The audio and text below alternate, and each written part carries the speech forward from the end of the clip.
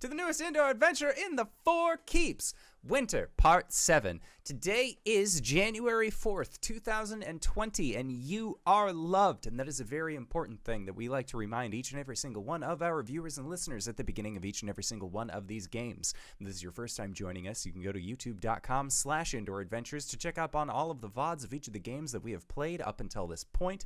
Did I say 2020? It's 2021. Thank you, Saucefire. If you are more of an audiocast inclined individual, you can go towards anywhere audiocasts are made available for free. You can find us there under the same moniker. And speaking, of course, of things that are being made available for free, if you go to patreon.com/indooradventures, you can catch up on our after show called Nights in the Courtyard, where we answer questions not only from each other, but also from all of you guys. So, if you have any questions for myself or any of these other fine folk, the easiest way for you to ask them is to post them in the Twitch chat to the side or join us in the Discord found in the link down below. Post them in our questions for the courts, and we will do our best to respond in kind. And if you already support us on Patreon, you already support us on Twitch and YouTube and all of those other places, and you keep thinking to yourself, where can I go to help support this absolutely incredible show even more? Well, don't worry, buddy. We got your back. Quite literally, in fact, because if you go to indooradventure.redbubble.com, we got t-shirts, we got posters, we got mugs, we got crop tops, throw pillows, clocks, aprons, shower curtains, and most importantly, going into 2021, we also have face masks. That's right, we got our Tia masks. That means a mask with the symbol of Tiamat upon it, done by our very own Cyberwolf1201, where all of the proceeds that we get from the purchasing of said masks goes to help Doctors Without Borders. So if you would like to help support a good cause or help support the show, that you can once again go to indooradventure, no S at the end, .redbubble.com. But that is it for my spiel. So hey RJ, who you playing today? Hey everybody, I'm RJ, and today I'll be playing Caelum, the Shatterkai Wizard Cleric. Both of us use he, him. Hello everybody, I am LBHackEmUp, and I'm going to be playing Gwen, the Halfling Barbarian Fighter. We're both she, her, and shout out to my brother because it's his birthday. Not indoor, but my real brother. My blood brother, I should say. Oi, I'm Cyber. I play Arjhan, the Draconian Ranger. He, him for both of us. And I'm Wings, also known as Danae Keener. I'm going to be playing as Cori under the Eladrin Paladin. We're both she, her. And I am the indoor adventurer, he, him, and tonight I shall be your dungeon master. So, last we left off, we ended up having a brief holiday special where, once again, Santar grabbed all of you right at the most inopportune moment that he could possibly find to take you to the Holiday Nexus. Had you help him out with a few issues, you ended up meeting up again with Bill and Ted the Githyanki, as well as Rasa the Red Dragon, who had a little bit of a gift exchange with Arjhan. She gave him a dragon chest set. He gave her a rather large-looking ruby. It was a good time had by all. And it was at that point that you were all then whisked back to where you were previously, which, if you will all remember, was right after you stabbed the Fomorian leader, the Dyson, through the bottom of his face. I would say bottom of his mouth, but his whole chest bit was his mouth, really. So you stabbed the soft palate, right up in there. Right in through the soft palate. And Osmond, your translator, your no longer prisoner with a job, let loose a speech that then allowed everyone within the Fomorian fortress to realize that the magics keeping them trapped and preventing them from teleporting were no longer there, and your revolution was begun. So, where we are picking up, you guys are in the middle of this amphitheater. The revolution has been going on for maybe 5 minutes, tops. So what we're going to be doing is that we are actually going to be going into a skill challenge right now. As again, you haven't really taken over the city. You've killed the leader, and you need to get to the treasure room where your urn is. So let's, this skill challenge is basically to determine the effectiveness of this revolution. We're going to see how many of these revolutionary forces are able to be successful in their endeavors, that sort of thing. But again, you are in the center of the inner fortress. You're surrounded by Fomorians, Small Guard, the Mard, all sorts of individuals. So let's roll some initiative to determine who is going to be going first for these skill challenges. For the purposes of the skill challenge, you are going to be needing 7 successes in order to pass, or 3 failures. You're a monster. The revolution will still go off without a hitch. It will be successful. This just determines how successful it will be. 12.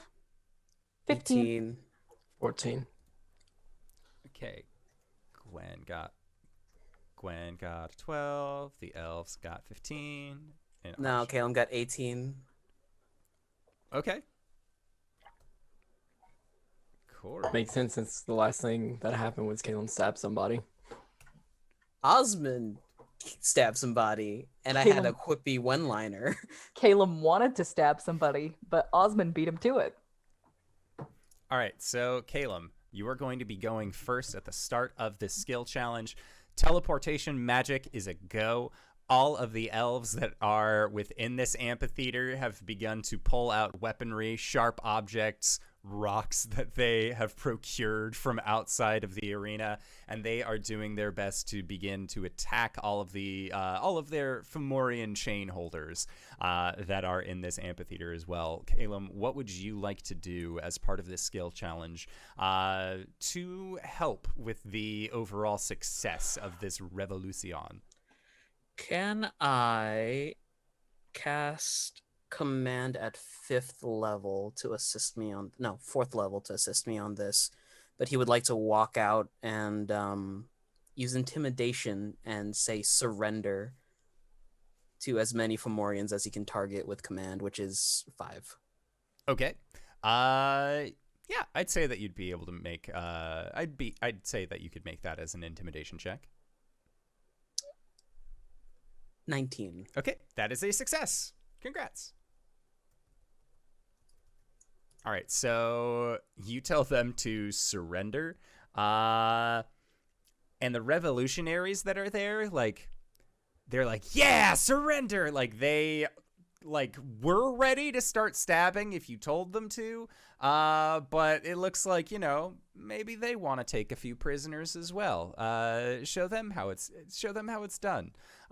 So you get these 5 Fomorians to definitely hands up. They start to get down on their knees, and the elven figures that are near you just begin to tie them down Gulliver's Travel style to just get them away from the situation. Many of the Fomorians then also have large sacks that are put over their heads in order to prevent the usage of their evil eye abilities.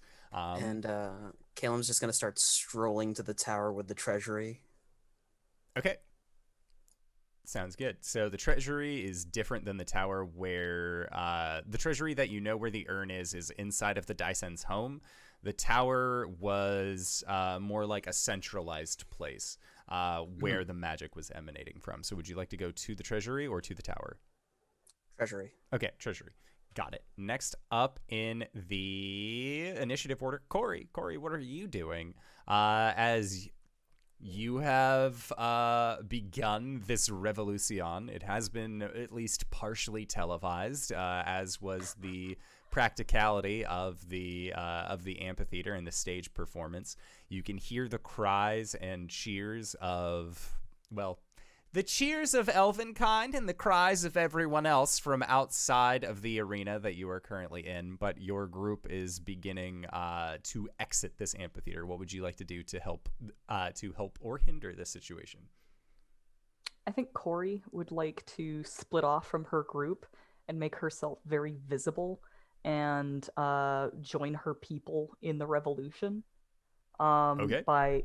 She'll cast an investiture of wind, and just kind of rise up into the air like Avatar: The Last Airbender style, and just zip along the battlefield and just be attacking Fomorians left and right.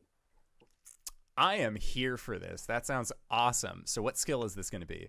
Can I do an athletics check for this? Yeah, I'd say you'd be able to do an athletics check for this. All right. Ooh. That's a flat 10, unfortunately. All right, so that is one fail. So, Cori, as you are flying around, you start hearing that flood of whispers again, as you did when you were fighting the Dyson in the amphitheater earlier, and that alone is rather distracting. And you're not exactly used to flying around. Aerial combat is something that is very new to you. This city's layout is very new to you. You definitely like check your shoulder on a building that you're trying to fly around like a little too close. All things considered, you're able to still help. But as you're going, like, you see some of these revolutionaries also like looking up towards you, being like, "Oh my God, do you see that?" And like a sword goes through one of them as like they were distracted mid combat on their own. So you are still helping. You're doing everything that you need to do. But it is some practice definitely could have been in your favor on this one. Next up in the initiative order, Arjhan. You've seen Cori just like levitate up off the ground and then Caelum is going towards the treasury. I would also like to be heading towards the treasury just in a more stealthy fashion, possibly taking out anybody who may or may not see us. Okay. Yeah. I want to do stealth. Stealth. 23. Yep, that is a success. All right, so as you are stealthing your way through, going from shadow to shadow to shadow, you see that there are, like, as Caelum's just kind of, like, confidently walking through the streets, like, from the top of a building, you'll see one of the Mard getting ready to, like, strike upon him. So you blast him or, like, fly up and prevent them from assailing your friend. It's incredibly easy for you to do a sneak in this completely underground area. Almost like you were made for this. For the sneak. Next up, Gwen.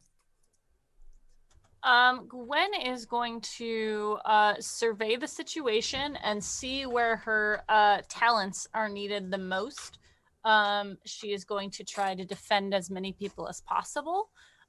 So if there seems to be like an area where these Fomorians are seem to be winning or like pushing further in, she's gonna jump in there and do some heckin' smashes. So the centralized revolutionary forces are going to be in the outer fortress. The fallback location that a lot of the Fomorians were banking on is where you guys currently are. So right. As you exit the amphitheater, you see that large the large gate that you came through to enter into the inner fortress is being pushed closed by a set of Fomorian guards.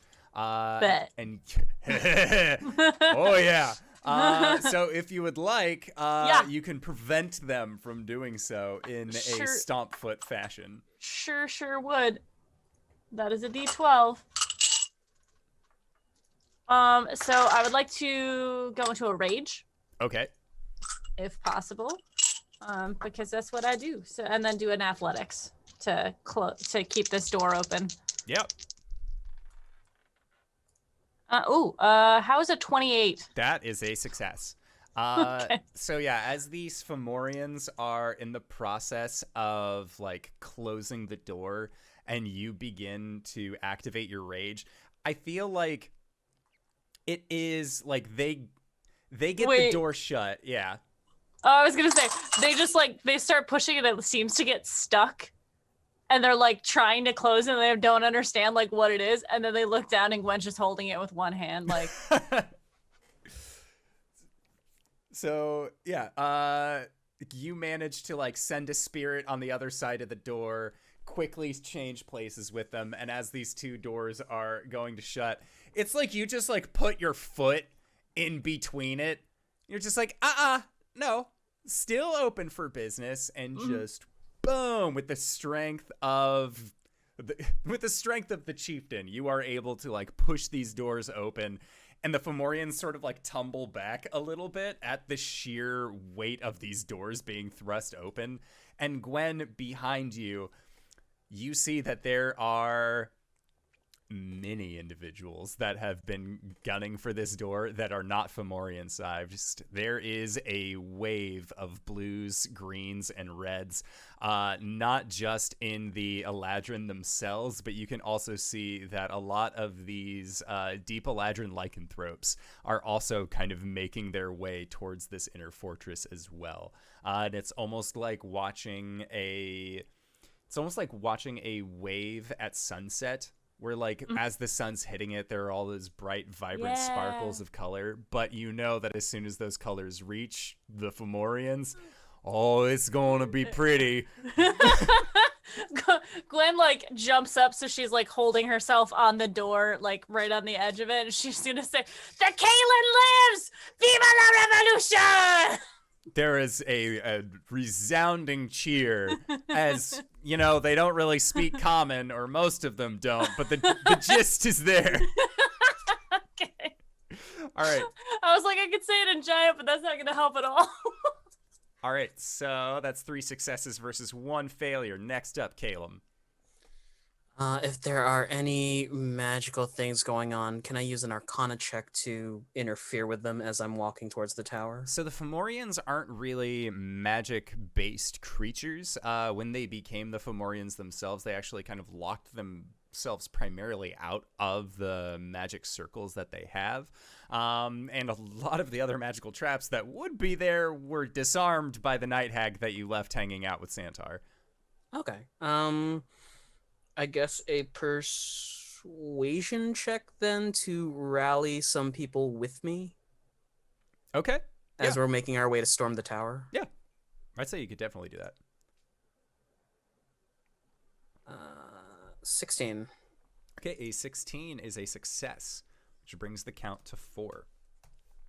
So as you're marching through the street, you've seen Hot Rod, right? It's the scene. It's the final scene in Hot Rod where they're getting ready to go on the big jump, and it's just the 4 of them like walking side by side through the street, and a song picks up in the background, and then like people just start coming out of everywhere to join them in this almost parade style setting. And then looting happens, but in this case, the looting is well-deserved for these revolutionaries. So, Caelum, as you're walking, these people just sort of flock to you and then use you as their spearhead for making their way into the inner fortress. Caelum throws up a minor illusion into the air, into basically a tabard that rolls down, and there is the symbol of a fox with a maple leaf behind it. I'm here for it. Oh, yeah, and the people are here for it, too. Gets the people going. So, Caelum, that was your check. Next up, Cori. Cori, you are flying through the air, helping out where best you can. I think Cori is going to Florence Nightingale this shit. And she's going to start looking out through the crowd and finding injured people, and then, like, just descending and doing a lay on hands, and then just like basically just supporting wherever it's needed, just dart back and forth through the Your mercy right now. What's that? Yes, basically. I don't play enough Overwatch to do a quote right now. Catching you up. Yeah, thank you. Heroes never die. Yeah, something like that. Thank you. But yes, I'd like to do a perception check to find people who need my help most. Okay. Come on. Thank you. Dirty 20. Okay, that is yet another success. So, an angel upon the battlefield with this otherworldly glow about them descends on one of these injured Eladrin who had actually just suffered a rather grievous blow from one of the Mard. Ends up, like, you reach out to them, you give them their lay on hands, and you see not only has their physical body recovered enough for them to keep on fighting, but the morale boost of seeing you here, seeing you in the physical. Even though your hair is black as midnight, there is still, like, from what you're seeing, like, this thin golden outline to yourself that alone is giving them cause to continue fighting. And they are with you 110% on this one. So then next up is Arjhan. Are Caelum and I in the treasury, or You are not to the treasury, but at this point you are close enough that you would be able to enter into the Dysen's home. And you see that the guards that are usually stationed outside, seeing the number of people that are approaching, are looking to try and hole themselves up in this building if they possibly can, but they have not started yet, as it was, built as a more open air kind of building. can I do a perception check to try and find like a way around them? I believe To, like- Cori just used a perception check. Okay. Cool.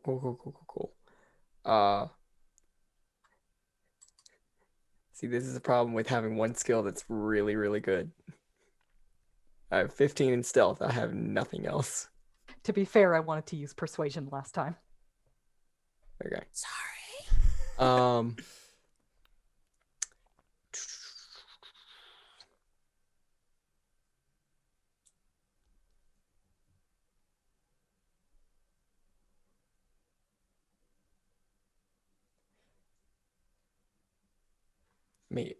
I still do want to try to like find another way around that, because my main goal is like going in and getting the urn while everything is still crazy. So I guess like an acrobatics check to try and just like Assassin's Creed my way in and around them. Yeah, I'd say you'd definitely be able to do that. 14. Okay, so 14 is a failure. Sir. It's a higher DC because you guys have skills that give you a base plus 15. We have to do 7 of these, sir. Yeah, and you've got 5 successes so far. It's 5-2. Okay, fair. How many fails? It's 3 failures. Woo boy! So Sir. you are able to bypass an Assassin's Creed your way into this area. At this point, like when you get inside, I imagine it's more of like the Batman breakdown through the ceiling as they think that they're safe. And then, like, they look behind them to see where the noise is, and in the distraction of them looking behind, that's when the door's able to fully open as Caelum is leading this group towards this area. So you have definitely allowed there to be an opening for your group that is ever growing to reach the Dysen's palace. Next up is Gwen. Gwen, what are you doing? Cool. Gwen is probably right in the middle of people fighting right now, right? Yes, you are in the middle of people fighting. You've seen that Caelum is like walking forward with just a throng of people behind him, and then a banner with a fox and maple leaf dropped, and that seemed to like inspire people even more. Mm-hmm. And at this point, like the werewolf wave has caught up to you, and you are just like, you are in the midst of them. Like, thankfully, you found yourself at, like, a high enough spot up, but there is just a stampede of pissed off lichens that are making their way through this area. Hell yeah. I think, do I spot any, like, reinforcements joining the fray? Reinforcements for the Fomorians? Fomorians? Yeah. So, the Fomorians are very isolated. It's not like they can, like, bugle call and then bring more people in. Right. Like, they have a set number of individuals in this city, and most of them are spread between the two, the inner fortress and outer fortress. Okay, do we still need weapons? For the people?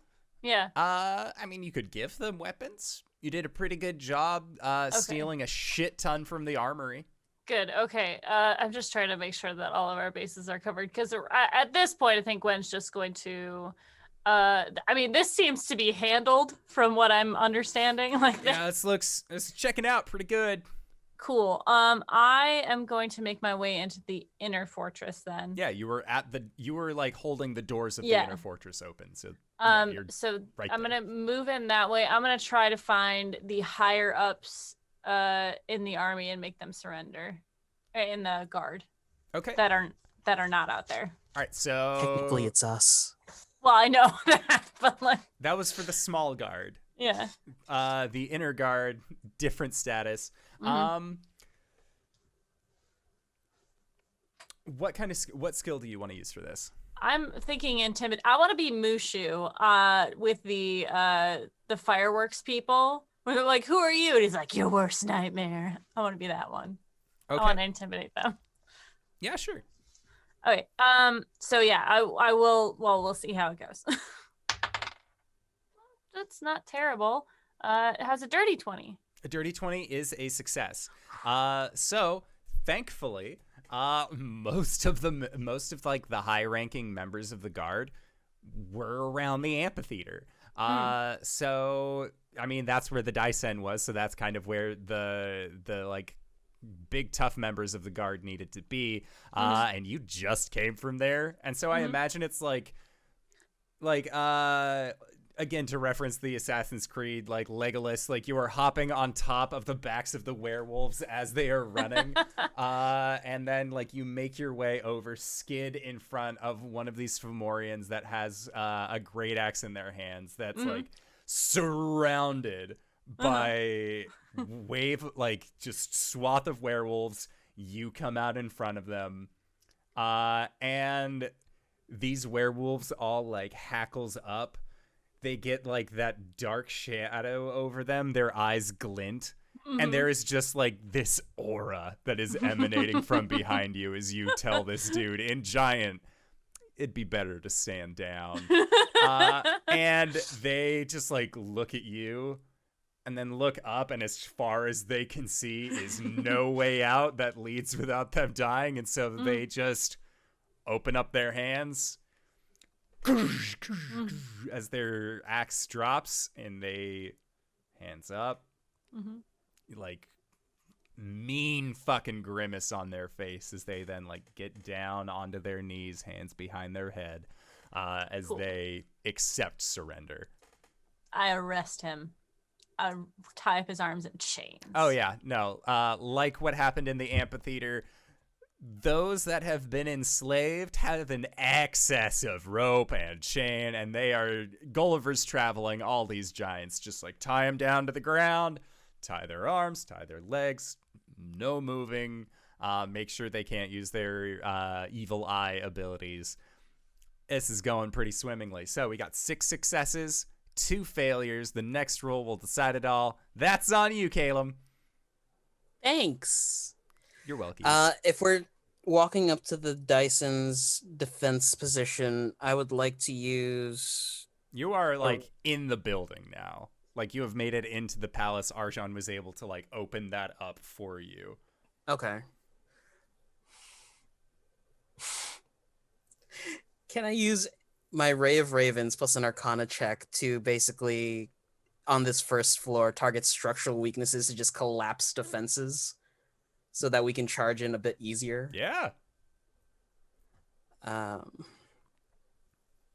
26, and as Caelum launches it, it starts as a whisper, but he says "charge" in Elvish, and everyone behind him just like starts roaring and running forward. Oh yeah. No, this is like they are maybe about 20 feet or so away from this building as the Ray of Ravens just like start taking out the keystones holding this building up, and it just begins to crumble and fall away. And with that, your skill challenge is successful.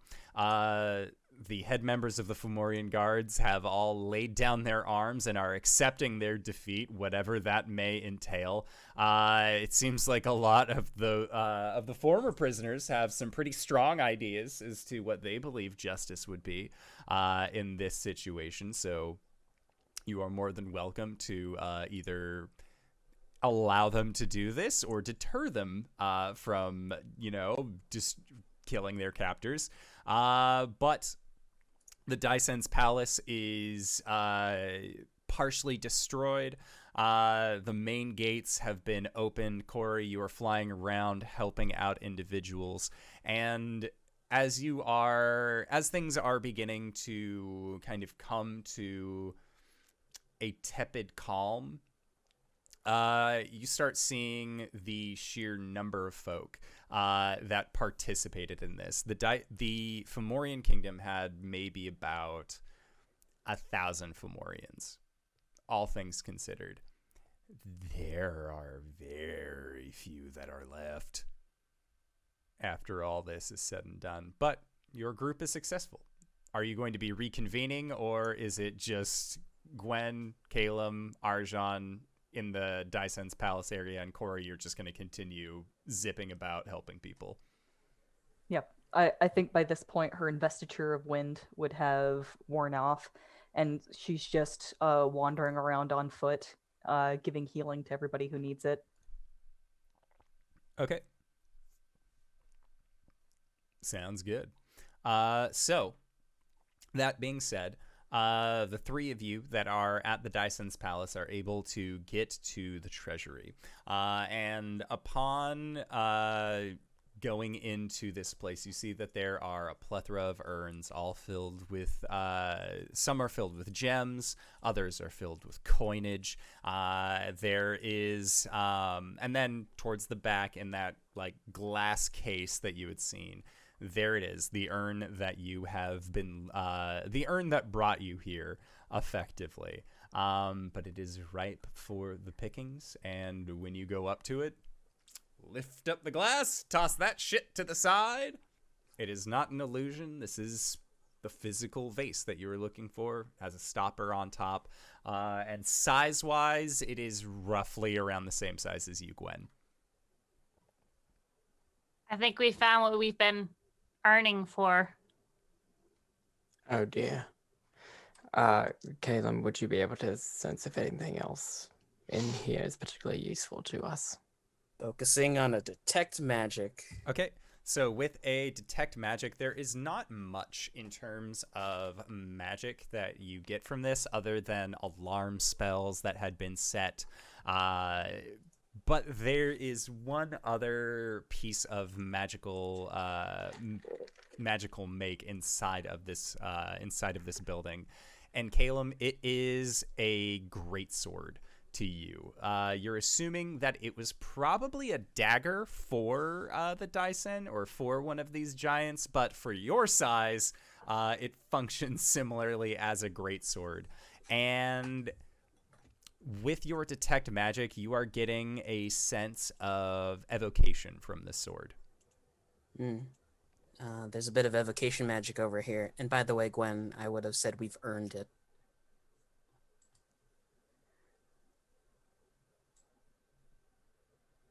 Okay. Yeah, and as you guys are picking up all of these things, as far as gold pieces go, the number that you are currently looking at is 38,000 gold pieces. You also find 20,000 platinum pieces. So how are we distributing this? Is it like half and half, or we get the gold and they get the platinum, or what?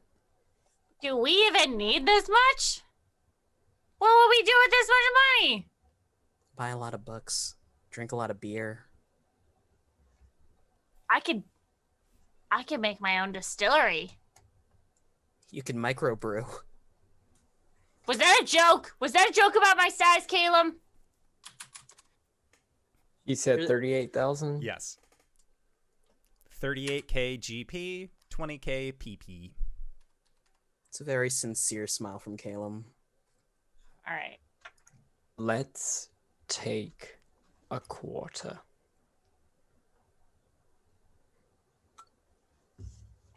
Okay, I have a question.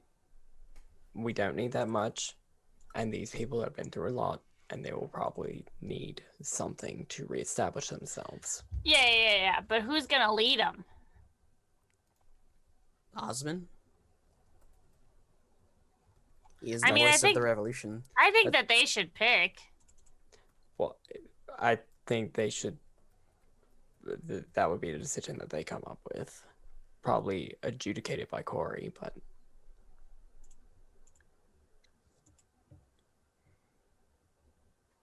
Anyway, I'm taking 9,500 gold pieces, and I'm taking 500 platinum.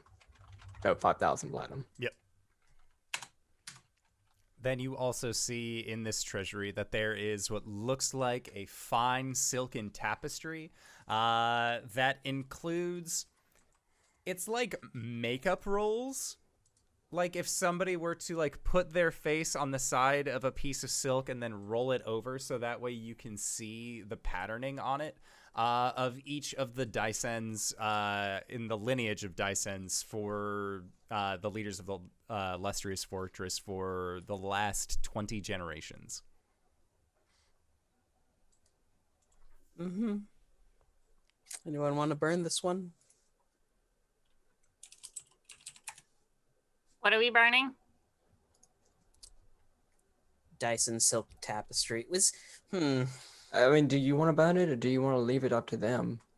That's true. I could turn that into a kick-ass robe, though. The faces of the Dyson. They aren't like removed faces. No, I know, it's like put on there. It's I was like, wait, did I hear that wrong? Just wanted, like, I know I've had some weird shit in this campaign, so like, just wanted to be on the level with that one. We'll get a committee together. Or at least Cori will. All right. I don't feel like we have very much of a say in what's about to happen. That's more Cori and the revolutionaries. Mm-hmm. But I have a pot. I have a great sword. Yeah, and Caelum, as you are like moving this great sword around, it looks like little snowflakes are falling off of it. Is that the sword of winter? Do they have... He's going to search his memory to see if there are also weapons that go along with the rings. Make a history check at disadvantage, because this is Caelum lore. 14. 14? You know what? That sounds pretty close. Cori has a sword, and she's a Caelum. And, like, that sword is made of leaves and stuff. We'll ask Cori about it. Speaking of Cori, while you are out performing a series of lay on hands, you get a better sense of what exactly has happened for the outer fortress. It is a peaceful yet somber scene. This is like being in a place that is completely busy, like a theme park after it closes. Like you can still hear the echoes of crowd that have been here, but it seems like a lot of the people that are here have all kind of like dwindled out, or their cheers have died down. You can still kind of hear them off in the distance towards the inner fortress, but out here in the outer fortress, things have sort of like come to a steady meet. And as you are walking through this place, you see that there are numerous dead. There are tieflings, there are hags, there are elves, there are lycanthropes, there are even a few were-rats that managed to make their escape out of the Silverhold as well during this time. And you are guessing, based off of the number of individuals that you are seeing, that from the overall number of elves and revolutionaries that you had before, post-revolution, you have maybe about 70% of those forces left remaining. You lost a pretty sizable chunk throughout this revolution, but progress does come at a cost. I think she's somber about this, but she presses forward. She will work on identifying authority figures among the survivors and establishing order. Yeah, and the authority figures that you end up finding are two of the individuals that you actually spoke with before, or not you necessarily, but ones that Gwen had spoken with. A elven woman named Shirana Ghostwhistle, and another elven woman named Eldin Lorraine. And then one of the lycanthropes actually comes up to you, and you recognize, like, based on their stature, their style of speaking, the way that they sort of carry themselves, and, you know, like, the fact that they have, like, 8 other pack members following them makes you believe that they are the alpha of their group, who goes by the name Lockton Nightbane. Lockton Nightbane. Yes, and they are a blue-tinged werewolf, and when they shift back to their humanoid form from their lycanthropic form, they are a Winter Eladrin. Mm-hmm. All right. She rounds those folks up and basically like gives them all of the information that she has, and like sets about making sure, like I'm sure that she she reconvenes with the rest of her group at some point and like ensures that the urn was secured.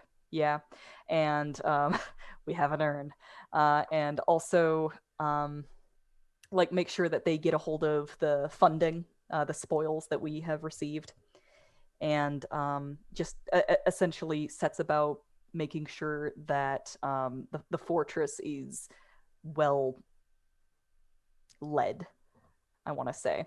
Okay. So to set this up, this would probably be the majority of the rest of the day that you guys have currently experienced. You had a little bit of an aside where like you were able to take a longer rest in the Holiday Nexus, but that was like the middle of the day in the Feywild where you left from. So it's about 4 or 5 extra hours getting towards later in the evening. And I assume that when you go to check on your party members as well, that's when you come with the with said authority figures, with Shirana, Eldin, and Lockton. And throughout all of this, Osmond has been like swept up by the people, and they are all cheering for the voice of the revolution. He seems to he took that title and just fucking ran with it. That's all he had to hold on to. Because if things ended up going tits up, well, might as well die a hero, right? Like, nobody remembers the scholar he was before, but they'll remember him now. Yes, the 4 of them come with you, and when you and your party members show them the spoils of this revolution, they all agree that this funding can certainly be used, not just to replenish what it was on the surface, the area that was on the surface, but also to fix a lot of the Deep Eladrin towns that have been wrecked and ruined by the Fomorians for the purpose of this fortress. So they are all they're down for it, and there are even talks amongst them about reclaiming this fortress to be an Eladrin stronghold instead. There are already walls that are built. You guys may have broke some doors in the inner fortress, but this is now a reclaimed city that already has buildings, already has infrastructure. It's much easier to just inhabit somebody else's place and change it over time. Cori is going to put special emphasis on making sure that there's a rehabilitation program put into place for the Mard. considering that they were tortured into becoming that to begin with. And that's going to take time, and that's going to take effort. But she makes sure that that's set into place before she leaves. Okay. Yeah, I would say make a persuasion check. And you would have advantage on this. Okay, I got a 22. Okay, with a 22, they don't... Lockton thinks that this is more of a magical illness that has befallen them than it is necessarily like a brainwashing kind of thing. He thinks that like they have been tainted to the point that there is no coming back from it. But Sharana and Eldon both believe that like they're on the same boat as you. Like there's no need to cull them at this point. Hopefully they are able to come back from the state that they're in. Not physically, of course, but at least like mentally, spiritually, to get them back to the point that they once were. And it seems like there is much agreement between all of these parties as to what they are able to do. And in the meantime, they offer that you are able to stay anywhere in this fortress should you so choose. This is as much your place now as it is theirs. Of course. So Cori gets another summer home. Got it. This is like a home between fall and autumn, geographically speaking. This is your season of death home. Yeah.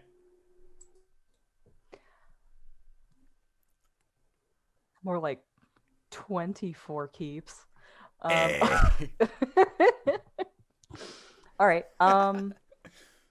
Yeah, she's just gonna. She will literally spend every resource she has on help on every little concern that the people have. Like, she'll go once she has the authority figure set in place, she will go out among the people and ask, "What do you need?" And then set about seeing that taken care of. For instance, she'll look for people who are trying to find members of their family, have them describe them to her, and then cast locate creature, and literally use every spell slot and every literally everything that she has, she's going to use by the end of this day. Sounds good. So that is what Cori's plan is for the rest of the day. Arjhan, Gwen, and Caelum, the three of you also met with the leaders of the now freed Eladrin. What are the three of you wanting to do for the rest of this day? If they don't need any more from us, Caelum's going to spend some time sitting on the wall and just watching. Okay.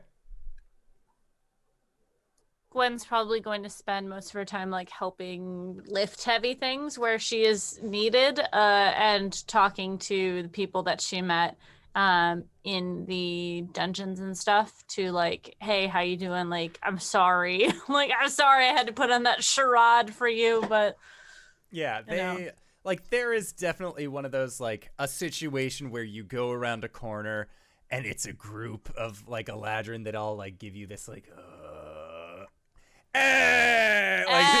they recognize no, it's cool. Yeah, we're cool. We were given the skinny by Osmond and Sharana. We don't appreciate what you did, but we are free now. And yeah, Gwen, the thing that really sets in for you, I would think, is that there are, and this is probably something that you would most likely be doing, is not necessarily lifting heavy objects, but a lot of these revolutionaries and former prisoners still have manacles on them. Oh yeah. Where their wrists are chafed from just struggling against them. So I'm assuming that you just go around you have small little fingers that you can just boop boop, you just there is a line of people that eventually forms, just waiting to get their bonds removed. Oh yeah, she's all about that. Cool. That's what Gwen's doing. Okay. I will probably be sitting with Caelum, and also I have my pot. Do you have this big old urn? And Caelum, would you like to figure out how to use it, or? Yeah, I'll do some research tonight, but for now, let's take in the win. And he'll pass Arjhan a wineskin. Would I know if this is an extra dimensional space? It is not. So it's not going to explode if I put it in my bag of holding? It will not explode if you put it in your bag. I put it in the bag. It explode! No. You dick! Yeah, You meanie. Stuff it into the bag. And the two of you can just sit, and eventually you do see like a weird winding line forming, and you look over, and Gwen, it just has like a mountain of broken manacles next to her. Like you have seen stylized like dragons and their horde. If Gwen was collecting these, oh man, the resale value would be absolutely like floored out because they were all broken. But there's a bunch of manacles that are still there. And there are a lot of elves that like after she's done, like thank you profusely and then go back out to what they are doing. And you see that overnight, this revolution, or like as the night grows longer, that this revolution has been a success. The lot of you do also realize the same thing that Cori did, which was that a sizable number of the revolutionary forces that had joined you were unable to make it to see the final results of this revolution. There are groups that are going out and just collecting bodies to kind of get them all into a single place to send them off with respect and dignity. But there is a peace knowing from these groups and from the rest of you that what was done was not done in vain, as hard as it is to witness. After a time's passed, Caelum's gonna pat Arjhan on the shoulder and jump off the wall, cast fly on himself, and head down to where the bodies are. And he's going to ask them, do you know the name of this person? Do you know the name of this person? Yeah. And he'll pull out like a spare notebook and start writing their names down. Yeah, and most everyone here seems to know each other. There are a few John Does, like there are a few people that like you just can't get a name on, or like rubble had fallen on them, magic had been used in such a way that like you couldn't really tell who they were afterwards. But there is still enough recollection from the people that there is a good list to go off of. Again, the surviving efforts of the Fomori, or of the revolutionary forces, is a 70% total. So about 30% of the revolutionaries did not make it. So it's basically like you had an empty notebook. By the time that you're finished writing down names, that notebook is well over halfway full. He'll go into like a building and search for like a chisel and hammer. And if he could find one, head over to like the inner wall of the Dyson and start chiseling in the names. Okay. Yeah. You're easily able to find those tools. Stonework's a huge part of being an underground city. So thankfully, most buildings, most places did have those on hand. So yeah, Caelum is doing all the names. Cori is just helping the people as best she can. Gwen is also taking care of the manacles, and Arjhan, you are just letting this wind sink in a little bit. And as the night draws on, do the four of you end up reconvening, or do you all just sort of like take your spots throughout the night and then just like sleep where you're able to.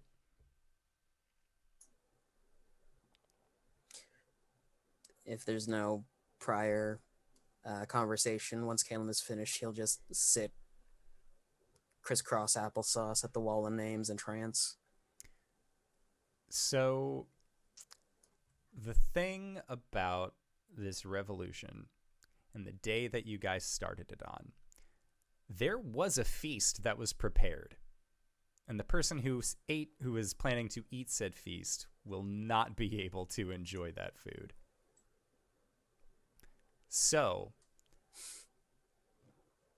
for the surviving members of the revolution, all of the food stores from the Dysen's personal collection are brought out, and the remaining folk are going to feast. They are going to have a celebration at the fact that they were victorious about this. And at Caelum, you had used that minor illusion to throw up the fox on the maple leaf. Mm-hmm. Fan art gets made very quickly whenever people see things that speak to them. And by the time that this feast is being had, these tabards are no longer illusionary. There are 2 long tables that are just filled with food. People are coming up, take what you can, or take what you want, head off. But on either end of these long tables are these tabards of Foxhead behind, in front of a large maple leaf. And Caelum, if you are continuing to tank away on the wall, Osmond will actually come up with a plate of food, bring it to you. Arjhan, Lockton, the Lockton Nightbane, the lycanthrope leader, will approach you with a plate of food as well, and offer his gratitude as thanks for the efforts that you've put in. Does it have the purple worm on it? It has the purple worm among a lot of other things. Like, he just sort of I don't know what this dude eats, and just grabbed one of everything. Is there the language barrier? No, Lockton, it appears as though Lockton has picked up enough common that he can at least talk to you on some basic language or on some basic means. I will accept it. Thank you. To be honest, I feel a little weird about eating something that ate me, but looks at it and looks at you and just sort of shrugs. So you show it who's boss. Eat it back. And he pops some purple worm into his mouth. It's like a honey glazed ham. It tastes really nice. It's just, kind of an earthier texture than you're used to. I know, but we had a relationship. We had a rapport. So yeah, you are able to enjoy this feast. And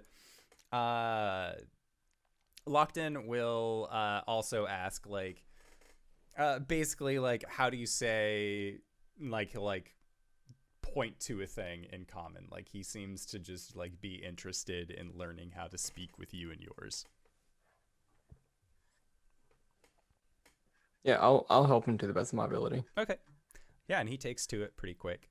And Gwen, the same thing. You've been breaking shackles for hours. If the people weren't so happy about it, man, and I feel at one point you even summon Grayskull, yo, buddy, also get in on this. And it's but 30, 40 minutes, and he's oh my god, this is the same thing over and over and over. I get it that they can't break their own, but come on. Yeah, it kind of sucks. It's fine though. Just do it with a smile, buddy. My do it with a fingers smile. hurt. Just go. You're dead. Yeah, and he's he just was still doing this side by side with you. But once the feast begins, there is significantly less people that are here waiting. They are also like, you know what? Yeah, I haven't had a good warm meal to any extent really in however long. So they are also going to be going up and taking care of that. And so Gwen, if you would like, you can either just like take a moment aside, brush your fingers out. Yeah, I think Gwen's gonna take a moment and like just take a moment to breathe, and then she's going to like try and, you know, raise people's spirits with drinking. They're here for it. And this is one of those things where like most of the revolutionaries are not strong enough even as groups to carry a lot of the casks up from the Dysen's personal collection. That is a Gwen job. And so Gwen, like, giant sized cask over your head, just do, set it out. Okay, you go get the next one, set it out. Like, it's a very repetitive day for Gwen. But at the same time, like, seeing the amount of joy that you are helping bring to these people is more than enough to set you and your spirits into a good place. Cool. And Cori, are you joining in on this feast as well, or are you just staying in the outer fortress? I think that she feels an obligation to make an appearance, and she will address her people. She will grab a drink, get up on a table, and get everyone's attention. She will speak briefly about like the sacrifices that were made to earn everyone's freedom. And she will begin to wrap up the speech. And when she gets to that point, she says, "Your Caelum lives, and she walks the path of Coralon. We will return winter to its quarter, and the wheel will be set right. Take heart, people of the Feywild. Take heart, people of autumn. In death there is life, and in life there is hope. And hope cannot die." And then she raises her glass and drinks. And there is a wondrous, uproarious applause from these people. Like when you were saying, like, basically those that we have lost, there was that, like, yeah, like there's a group acknowledgement. But upon your speech, they are full of life and the life of the ones that won. And as this night is coming to its apex, that is where we are going to go and take our break for the evening. So we're going to try and be back in 5 to 10 minutes. So don't go no place unless it's to grab a food, grab a drink, grab a friend, or possibly go to indooradventure.redbubble.com, pick yourself up something nice, and we'll see you guys shortly. All right, everybody. See you soon. We're back. Steven! I forgot I was going to do something, and now this is me doing it. How are you? I'm doing pretty solid. How about you? I was going to lead in with like a really inappropriate story, but then I had to think of one, and I can't think of one. So how are you? I'm good. Glad. I'm sitting pretty. Good. I'm glad to hear this that. a threat. We're going to use it later. This when is you a least secret expect threat. it. It's the fucking Mickey Mouse thing. Like, this is a secret threat that we're going to use for later. God, I tried to do the voice, but my vocal cords are wrecked. All right, well, you guys have successfully had a wonderful toast for all of the surviving members of the revolution. The night is going to begin winding down after the partying, and Caelum said that he was just going to be continuously working on the names on the wall. Caelum, you don't have proficiency with like stone, with like mason's tools or stoneworking tools. Nope. So I'm going to need you to make me a sleight of hand check in order to actually begin like chiseling names in on this. 14. Okay. It's not terrible. It's not your best writing, that's for sure, but like you're able to start, and like it takes you a lot longer to write one name than you'd probably like to. It's the end of Iron Blood Orphans, where like there's the memoriam, and then everything else is just scratched out. Yep. Oh yeah, no, that is you like doing your best. You get, I would say, from the like 3 hours that you had been working on this, you probably got like 5 names fully in there. 5 to 8 names. It's pretty slow going, but there are individuals that see what you are doing, and they will come and they will offer to help in this moment. So, yes, please help me. So, Caelum, if you would like to switch to contractor mode and just like make a much larger list that others can reference, assign, like break it down, assign people, like make sure you get this page, make sure you get this page. So that way there aren't any repeats or anything like that. That's what you can be doing for the remainder of this instance. And even with skilled stonemasons, to write that many specific letters in sequence where you're not just doing a big ass H, slightly bigger A, like it's... Oh shit, I've run out of space. How did this happen? No, you have like the entire inner fortress wall to actually work with. So being able to section off like, okay, this is where we'll have it. This is like lines that you need to follow. It is meticulous, but it is not outside of your skill set in order to do this. So that is what Caelum is doing over the evening. Yeah, you can meditate as well after like assigning people their jobs, because they all, like most people in this city, will need to meditate at some point.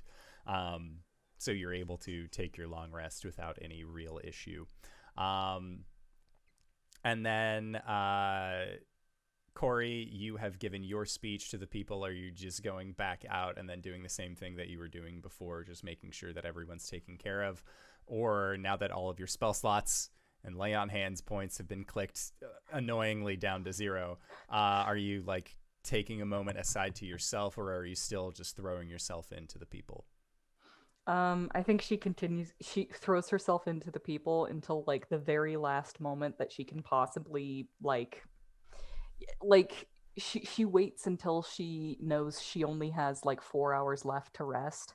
And after she has done literally everything that she possibly can, she will go and find a rooftop, and she will just kind of sit there for the first time in several days in open air, and just kind of lean back and look at the cave ceiling. Yeah. And she will trance there. Yeah, and as you're looking at the cave ceiling, it is high enough away and dark enough with just enough condensation dripping from these stalactites that it almost looks like a night sky. Almost. You can still see like the makeout of like stone structures coming down, but it's still enough for you to have at least a slight bit of respite towards. Yep. Gwen. She closes her eyes with a look of relief on her face. Gwen, what are you doing post feast? Is this a bunch that wants to get drunk? They don't want to get hammered, because just in case like the revolution just happened like 8 hours ago, they want to make sure that there's not like, we were just hiding out in the sewers and now yeah. Okay, fuck fair, you guys. Fair. Like, no, they want to make sure everything's cool. So like they'll get toasty. Yeah. I think Gwen at the end of the night will go try to find Arjhan, wherever. Yeah, Arjhan was like sitting on top of a wall, kind of watching things. Even during the feast, like he had food brought to him. Yeah, she'll just be like, "Are you gonna sleep on the wall, or you want to go to bed?" Yeah, I think I'm pretty much watched out. Done for the day. Yeah. Yeah. Okay. Do you want me to carry you? I mean, if you insist. I don't think the weight's a problem. I think the size might be a problem, but I can drag you if you really want me to. I'm imagining a Shaggy and Scooby-Doo. Oh, yeah. Very, very small. Like in a pup named Scooby-Doo. Uh-huh. But no, he just gets up and like walks. I think maybe she'll just like shoot the shit, like talk about that went really well and how she's excited that, you know, they're able to move on to the next thing. She probably will say like, so like this was like pretty easy compared to what we're gonna have to do, right? Yeah, I mean, next we might have to kill Cori's friend next. Can I tell you something? Sure. I think if it came down to it, I wouldn't let Cori kill them. Like, I would kill them instead. That's a lot to have on your conscience. And I'd rather her be pissed at me than, like, have to live with that. Is that stupid? That's not stupid.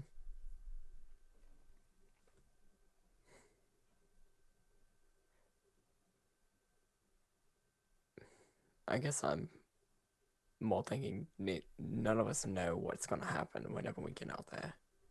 Right. I mean, it's not like we could If you have that chance and you don't see any alternatives, then go ahead and take it, but know that he certainly won't hesitate trying to kill any of us. Yeah, totally. Also, I don't have that, like, connection to him, so... I mean, like, we've done resurrections before, right? Like... It's not that big a deal if he dies. In the grand scheme of things. You have a very laissez-faire attitude with death. I believe in spirits. And also, like, you know, you all have died a lot. And you've been fine. Like, Cori died like 2 days ago. I mean, alright, Caelum came back as a lich. Fair. And Cori lost some of her... But When they came do you back. honestly believe that any of us are fine? Why? Alright, fair point.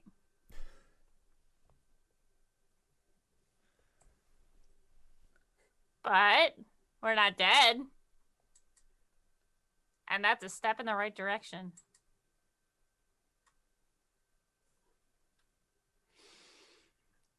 Yeah, he'll just nod. Speaking of, where is your dad? Hell. He's in the hells, right? Yes. And you don't have any connection to him anymore? Not particularly. Cool. I mean, if I do die again, he's not going to overtake my body. Right. Yeah, I remember that. That was pretty fucked up. I mean, it was cool, but it was kind of fucked up.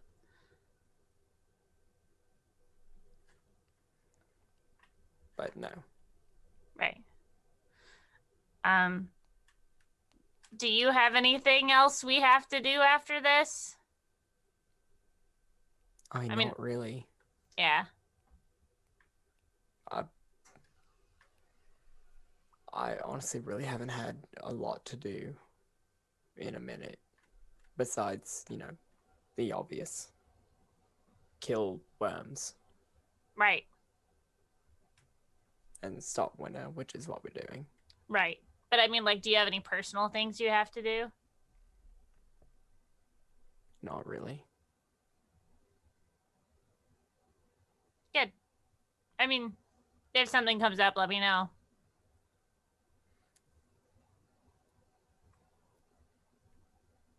And he'll nod. Should punches him in the calf. Ow. Still very strong. Sorry.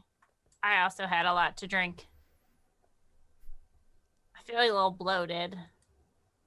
But I'm okay. Please don't throw up.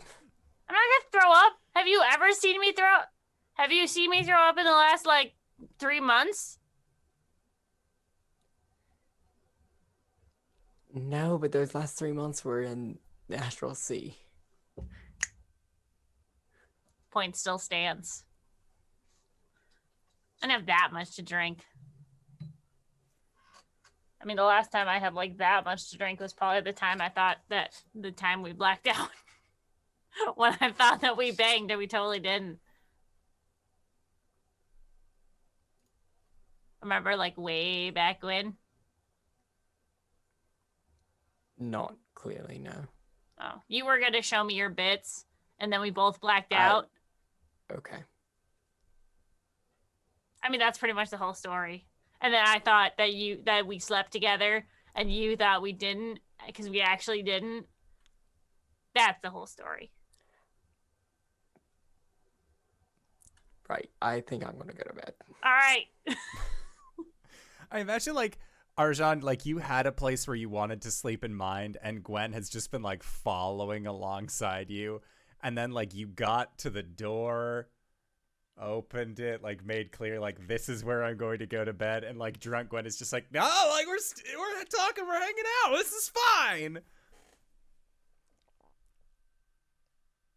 Yeah. So Arjhan, you are able to get some rest in as well. You can take your full 8. Gwen, you can also sleep wherever you would like to within this entire city.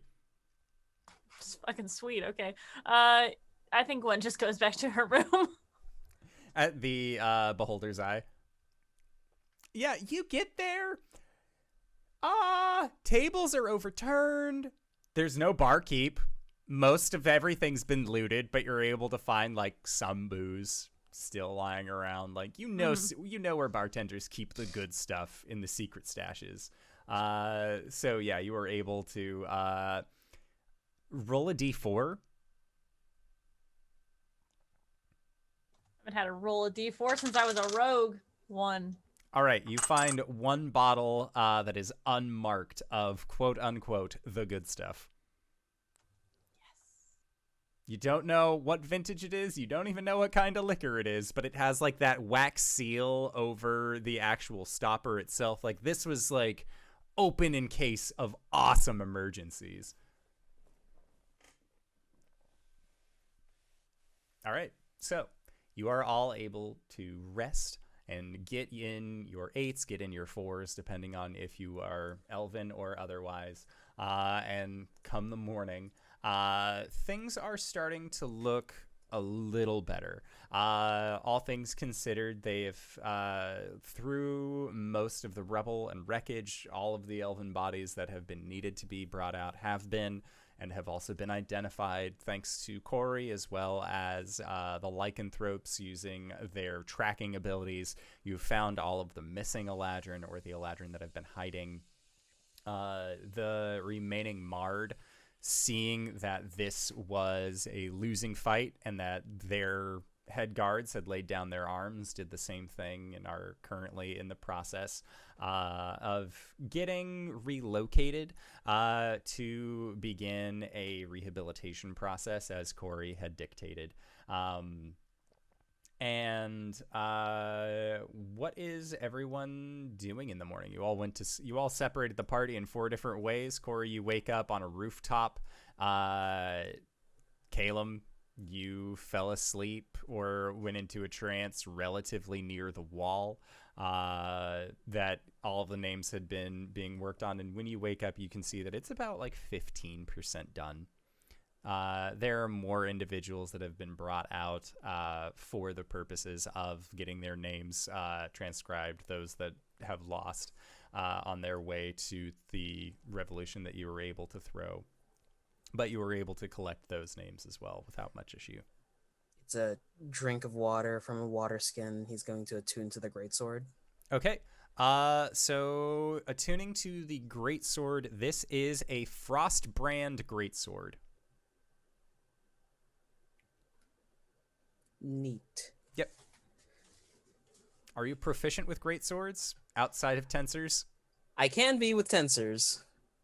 Okay. Outside of it, thankfully, you can still attune to it, but you are not proficient with this item. Yeah, it's fine. Yes. So a Frostbrand weapon. Frostband 5e. Thankfully, can be on any sword, so that's always helpful. Yeah, I got it. Yep. So when you hit with an attack using this magic sword, the target takes an additional 1d6 points of cold damage. In addition, while you hold the sword, you have resistance to fire damage. In freezing temperatures, the blade sheds bright light in a 10-foot radius and dim light for an additional 10 feet, and when you draw this weapon, you can extinguish all non-magical flame within 30 feet of you. And then this property can be used no more than once per hour. Cool. Yeah, after that, he's just going to finish working on what he was working on, which is a small epitaph that reads, Forever Free. Okay. In Elvish. Hell yeah. Gwen, what are you doing in the morning? I think Gwen wants to have a conversation with the person who's going to be in charge or is going to be left in charge. Okay. There are 4 individuals that have been appointed to be in charge in your absence, and that is Osmond, Lockton, the blue-tinted lycanthrope, Shirana, and Eldon. And what was the last one, sorry? Eldon Lorraine. Eldon. Yes, and you have actually met Shirana and Eldon before. Shirana was the first individual that had been like, you should punch me, after you interrogated them briefly. And Eldon was one of the more sick individuals that Cori had healed and then told them, like, oh, you have rose cheeks. Yeah. So seeing both of them, there is one of those like Spider-Man, like, oh shit, it's you moments. Hey. But they are they give you at least like a welcoming gate. I just wanted to like double check and see how you guys were gonna start handling leadership in this city. And Osmond lets you know, as far as leadership for the city, we are all, in part, responsible for its well-being. None of us are going to take over this city as our own. We leave that to the people, and it is up to the people to allow us to remain as their leaders in good faith, that we will do what is best for them. As far as what we should be doing here, restructuring, not just social, we have that figured out for the most part, but restructuring physically. This is still very much a place of heartache and hardship for a lot of us. Right. We're going to need to rebuild, but thankfully you all have been so generous with your Oh, pledge. yeah. Well, good. I know that I was kind of thrust into a leadership role by my own doings, to be honest, but like it was kind of sudden and I didn't know what I was doing, so I just want to make sure that you... Well, sometimes the words just come to you. Yeah, usually I have to think about it first because the words that come to my brain, to my mouth, don't usually, they're not great. And Lockton nods. He seems to also have not great head words sometimes. And Osmond says, well, but what about the 4 of you who came here and helped us? Are you going to stay? We have to free the upstairs. I see. Well, perhaps we'll be able to help in some way. Lockton, you're from this side of the Feywild, correct? And Lockton nods. Do you know of any way to reach Winter from here? And Lockton, like, just kind of gives him a skewed look, like, why would anyone want to... Oh, right, you guys just said that you were going to be taking care of this. And he solemnly nods and says, that he can form together a party to escort you to the exit way. Yeah, that'd be great. Thank you. I don't think we're not going to winter, right? We're going to intercept him before he gets to fall. No, your plan was to go to winter, to okay. like the heart of Winter's Isle. Right. Okay, cool. Do you guys have any way of us to like not touch the ground? Like there's kind of a thing where he can find us if we're touching the ground, the snow. And Osmond relays that to the rest of the party, and Locked In kind of folds his arms a little bit and has a like kind of nods and says, I think I have something. Solid. Cool, thanks. Before you go, bring together. Will do. Okay. He gives you a thumbs up as well. Yeah. Hey, Osmond. Yes? You're doing a great job, dude. That stab was fucking choice, if I might be so bold. I never much cared for that Ardent, and I was glad that we were able to put things to rest the way that we did. And you can see like a little bit of a smile appear on his face. You're all right, dude. You got. I'm super proud of you and what you've done. Charisma of a leader. Well, or the ability to lie like one. Here, she's gonna hand him she's gonna hand him one of her hand axes. I hope you don't need it, but just something to remember me by. How your group? Thank you. Like, kind of doesn't know where to put it in his belt, so he just sort of like sets it on a table next to him. Mm-hmm. Genuine material plane. Probably pretty rare. Yeah, exactly. And with that, Gwen, as you were the only one who heard Locked In say to get your pack together, are you going to go around and... Yeah, I'll try and find these fools. Okay. Since nobody told me where anyone went. Nope. So Gwen, make a... This will be a survival check to track down your friends. 8. It takes you most of the day. This is a 3-mile radius city. Arjhan is very good at being stealthy. What? I think it takes her the longest to find Arjhan because Arjhan never left. Because Arjhan doesn't have anything no, he needs to hanging do out until it's time to go. Have you seen the dragon? Everyone says no. They haven't seen him since yesterday. Where could he have gone? He's taking a big old nap. Aw, a dragon nap. Okay. So, gather everyone. That's what Gwen's gonna do. Okay. So Caelum, when Gwen finds you, you will have just finished up working on your epitaph.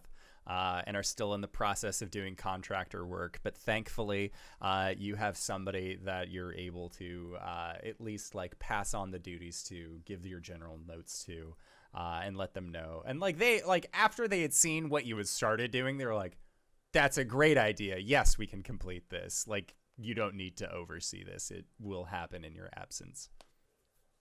I'll leave them the notebook. Yeah. They will definitely use this notebook to finish making this wall of resistance.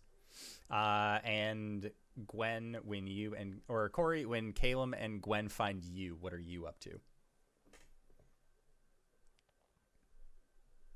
I want to say that she was actually there with Caelum. At some point, she just like walked up behind him and like looked at the wall, and said, "It's terrible."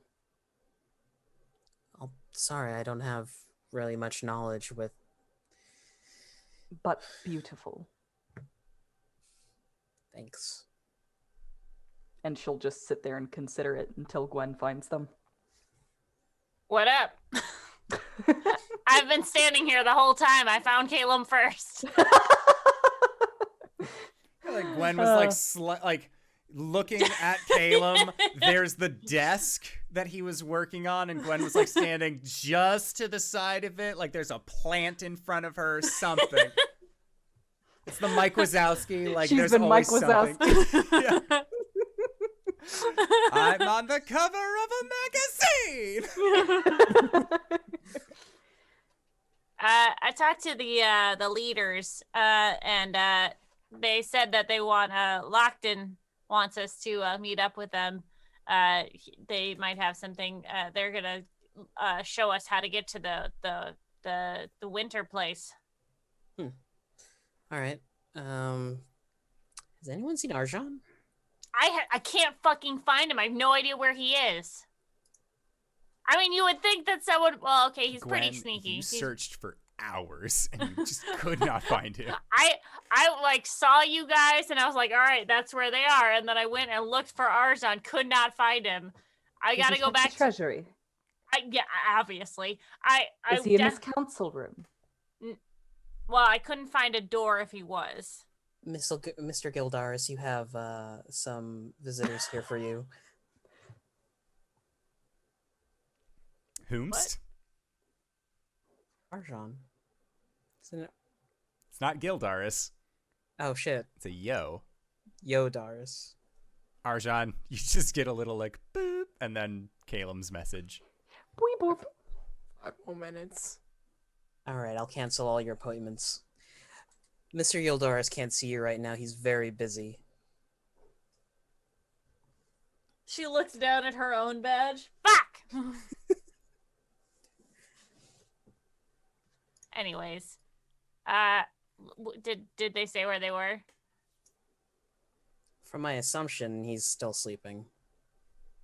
Of course, the one fucking place I don't check. Okay, I'm gonna go get him. You guys meet me at the castle? Wait, when's the last time you saw him?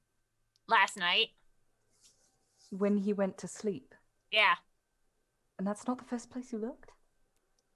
I'm usually the last one up. I mean, between the two of us, you guys obviously don't sleep, so like... I dressed last night. People who sleep are strange. Cori just wanders off. Your mom's strange. Oof. Thanks. I'll follow after Cori. Okay, Arjhan. Yeah, Arjhan, this is when you accidentally sleep for like 11 to 12 hours. Like you just wake up and like you can feel like you slept too long today. It feels good, but probably too long.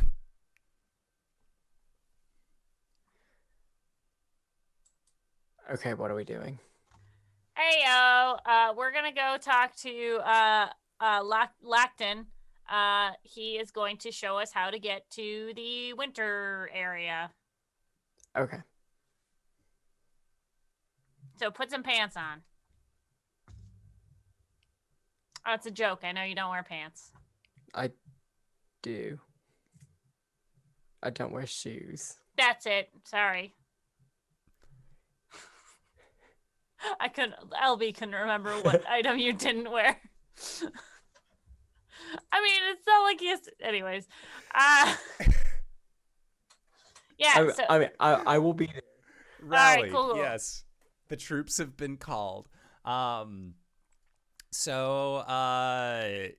Together your group eventually will meet up at the Dyson's Palace. And when you arrive, Lockton is there, and he has 3 of there is a group of other wolves there, but he seems to be talking to 3 of them. Specifically, there is a red one, a green one, and then a yellow, like a bright yellow colored lycanthrope as well. And it seems one for spring, summer, autumn. And when you arrive, he looks towards your group and says, the only three who knew common.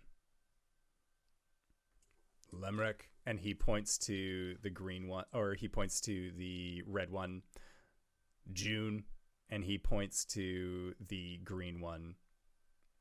Bishop, and he points to the yellow one. And they all sort of like give a hand wave, and then will shrink down to their humanoid form. Thank you. Do we want to leave now, everyone?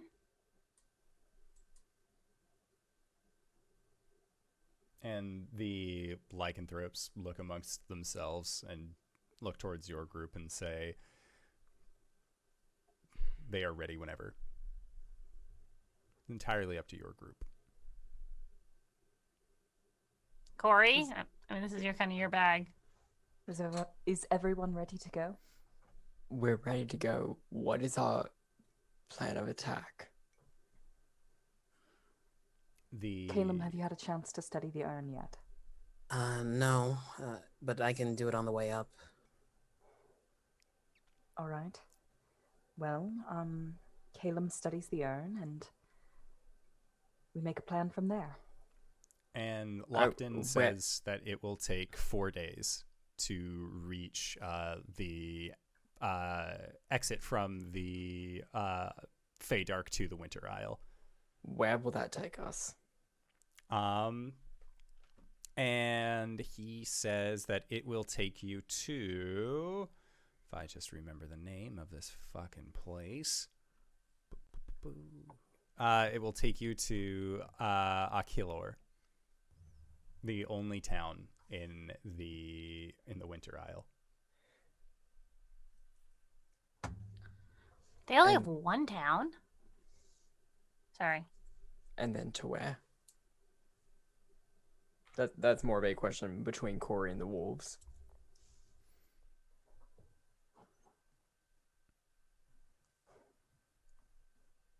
Wherever Cypress is. We need to get the ring away from him. Are we going to be able to find that out? He may find us.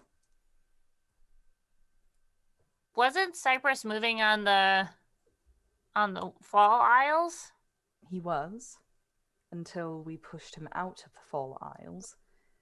He most likely fell back to winter and is planning another attack. Cool. So, I mean, he can sense us when we're on the snow, right? Yes. So, presumably, he will come to us. If we prepare as best we can, and then essentially step forward and ring the bell. Figuratively, right? There's no bell. But figuratively. Should I get into contact with the Scorchbane? Wouldn't be a bad idea. We can see how things are going back in autumn.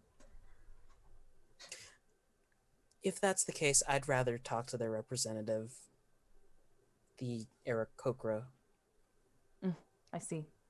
Probably also a good idea.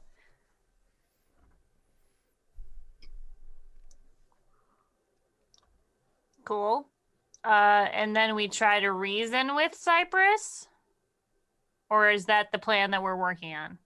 I think that would be a fool's errand, though it might be nice to distract him long enough to get the ring away. Right. Question number 2. Maybe. I don't know how many questions I've asked. If I chop off his hand, will it stop the thing? Will it stop the ring's influence on him? I don't know. Do I know that? It would not. He's still, even if your hand is separated from the ring, you are still attuned to that item. However, if you do take his hand off, he probably can't control it, and gives us a better opportunity to separate his body from the ring. Isn't that really dangerous if you can't control it? I mean, it's controlling him right now, right? Yes. So wouldn't it just be raw power? I suppose that's what the urn is for. Right. What is the urn for? We're going to use the urn to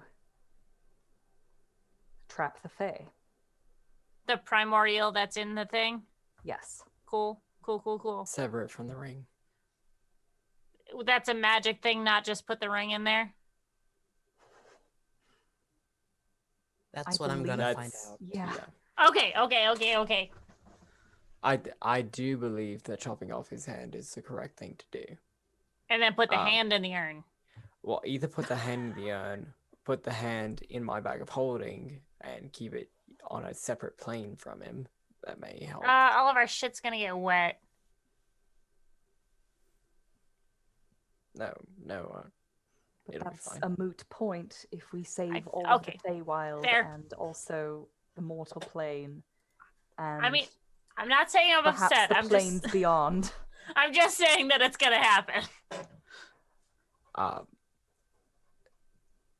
But possibly we could, separate him from his hand, and then either in my conference room or just there on the battlefield, we can do what we need to do with the hand in the end. Right. Cool. Sounds like a plan. Turns to the werewolves. We got a plan. Give you a thumbs up. Thumbs up back. I realized that I'm not telling the audiocast listeners that I'm giving thumbs up a lot this episode. All right. Well, We have a Arjhan. plan. May gods have mercy on our souls. I guess I should start researching then. And that Lockton nods and says, when hunting dangerous prey, you must have every trick available.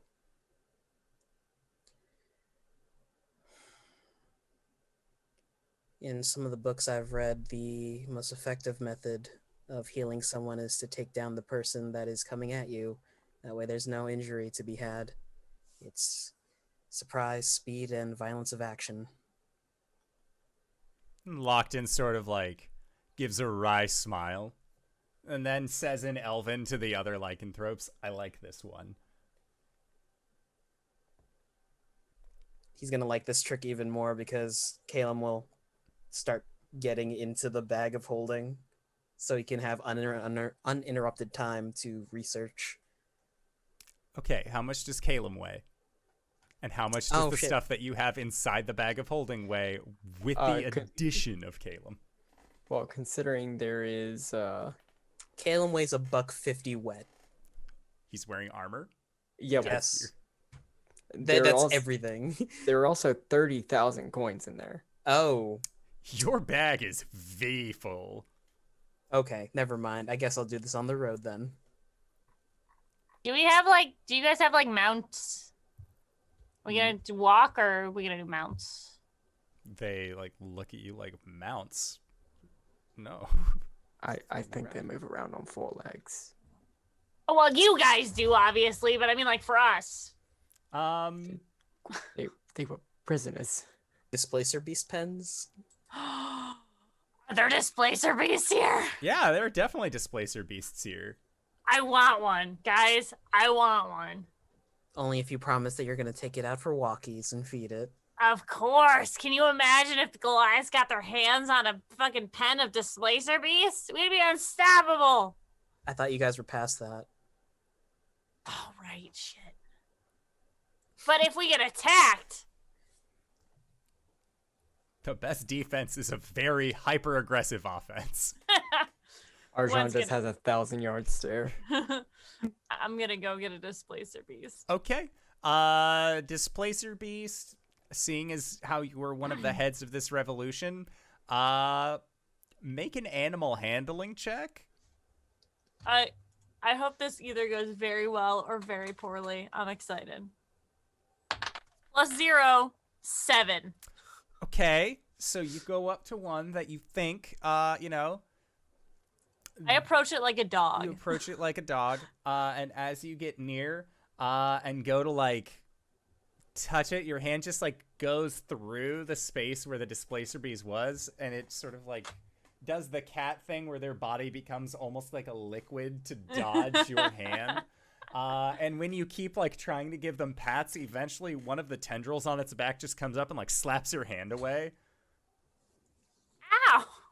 Just like snarls towards you and then retreats with all of its 6 legs. Gwen looks defeated. Like drags her feet. Are there any like handlers who live who work there here? Were. You can make another animal handling check if you'd like. Oh boy. Oh boy. 10. Okay, with a 10, you manage to find one that like looks at you very pensively when you start approaching it, and like you start like, okay, I need to move a little bit slower. Clearly these beasts aren't as like ready to be friends as blink dogs are. And approaching this creature eventually, do you have any rations on you? 100%. Gwen's a snacker. I have 15. Yeah, when you hold out a ration to it, it like approaches you.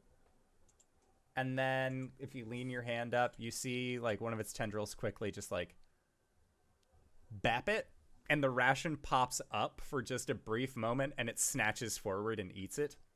And then goes to like continue eating it along at the ground, but it's not moving. And so you can come up and just start giving it touches, and it doesn't like shift out of place. Got put more food down. If you give it 2 more rations, it will allow you. It will allow you to be chill with it. I'm so excited. So Gwen, you have add an extra to your character sheet for a displacer beast mount. Yay! Once again, Gwen has befriended an animal friend through bribery. Yeah. That's how LB does it too. Yeah, so Gwen, you have gained a displacer beast mount for yourself. You know that Cori has Ampleforth that she would be able to summon, and Caelum can ride on the back of something. But then Arjhan also would need a mount. So you've secured one for yourself. Are you planning on securing any for anyone else? No. I think Gwen is just so excited she has a new friend. She comes back to the group and she's like, guys, Cori, can you talk to it? And Gwen is on the back of this displacer beast. And there's proper barding as well. Define talk to it. I want to know its name, and I don't know if it's a male or if they have sex. I don't even know. She's gonna walk up to it, and she's gonna give it the Sylvan treatment, which is to say, like she's gonna horse girl with it, but since she changed paladin types, she can't talk to animals, and I don't think this is an animal. Yeah, I don't think this is an animal to begin with. So, Cori, make a nature check, as these are natural residents of the Feywild. You would at least be able to determine what gender this creature is. That's a 12. 12. Okay. This is a boy displacer beast. She counts the number of suction cups in its tentacles. DM. Yes. If I ask around, can I find someone who would know Phantom Steed? Make an investigation check. 17. Yeah, you'd be able to find somebody who knows Phantom Steed. They don't necessarily know it themselves, but they have a spell scroll that they'd be able to at least lend you. I'll pay for it. Okay. They don't accept any charge on this. As again, they owe their freedom to you.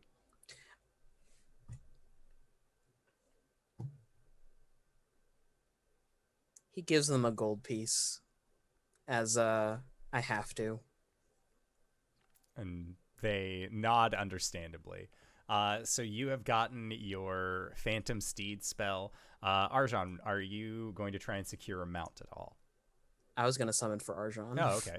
That makes sense. I'll ride on the back of Ampleforth, because it's a large beast that I can summon. It's true. You can also hang out inside your portable hole, because that doesn't have a weight limit to it. Zoop! Here you go. I have Burrito. Yep. You can do all of your studying in there. Yeah. It's like the best, just like wrap up burrito. But I will learn this spell in a bit of time and then try it out. Okay, so do you want to learn the spell before you guys make your way towards winter? Yeah. All right, and then how much time does that take to transfer into your spell book? I believe it's 3 hours, but I'll double check for you. Okay. That's the wrong ruling. Let's carry on. Okay, so yeah, Gwen, you have your Displacer Beast. Arjhan, Caelum is in the process of securing you a mount through a Phantom Steed spell, and Cori, you are also in the process of getting a steed, or at least are able to summon forth a steed to bear you through the remainder of the Feydark. What kind of creatures are in the Feydark? Displacer beasts. Kruthix can be found in the Feydark. Gray renders can be found in the Feydark. What's a gray render? They're giant hulking masses of muscle Ooh. that are part gorilla. With like 6 eyes. They're fucking cool. Think of a crocodile with a gorilla body. Can I basically take a stat block from the Find Greater Steed list and then flavor it as something else? Yeah. Right. Yeah, as long as it have them bits that move, because like creature has a flying speed and stuff. A giant beetle is also a good mount. I was thinking something along those lines, like an insect with some like fungoid qualities. Yeah, it's got some bioluminescence. I want to say that it's like a pack animal that myconids typically raise. It's a giant Paris. Yeah. Yeah. The Pokemon. Yeah. Also, Steven, 6 hours. Okay, so yeah. Caelum will need 6 hours to transfer the spell into a spell book, so that gives you guys enough time to rest again tonight, and then first thing tomorrow morning, ship on out. So you are able to do this, getting all of your plans together, and then come the morning, you meet at the western or easternmost exit of the Fomorian fortress. Gwen, you are on the back of your Displacer Beast. Mark down another ration for the Displacer Beast's nomming as it gets hungry first thing in the morning. And lets you know, this Displacer Beast lets you know that it is hungry first thing. It got fed at a specific time until you got here. It will continue being fed at that specific time. Yeah, Gwen is learning that cats are very different than dogs. Yep. Oh, very this different. Displacer Beast is just magic, isn't it? No. Maybe. I'm going to name it Sorcery. I'll think of a name in a minute. Hold on. 10 minutes go by, and as a ritual, Caelum casts Phantom Steed, and there is a wingless deep crow that appears. Oh, God. And it is just the phantom outline of one.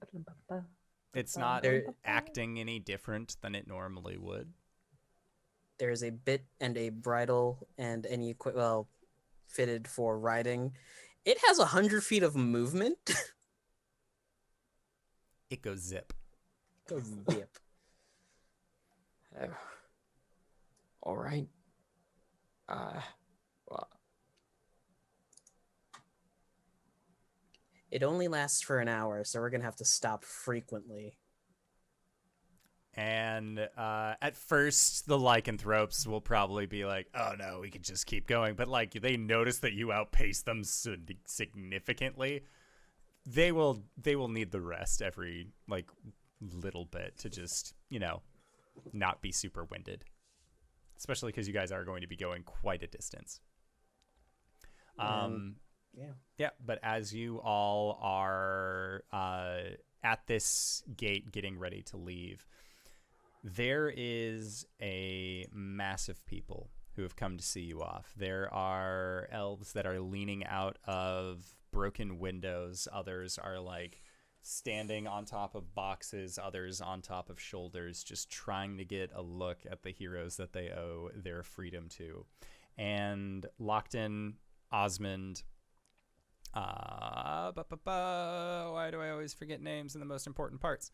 Lockton, Osmond, Sharana, and Eldon all come out to wish you farewell and again give you their heartfelt thanks for what you have done for them. And at that, Lockton shifts into their lichen form, and at least 10 other lycanthropes also emerge, each with a respective color, and they will surround your group. And Lockton takes a deep breath in, and there is a moment of peace on his wolf-like face, and he lets out a howl. And as he does, this howl, you have all heard wolf howls before. You have Cybra. She is wolf, and make them howlies.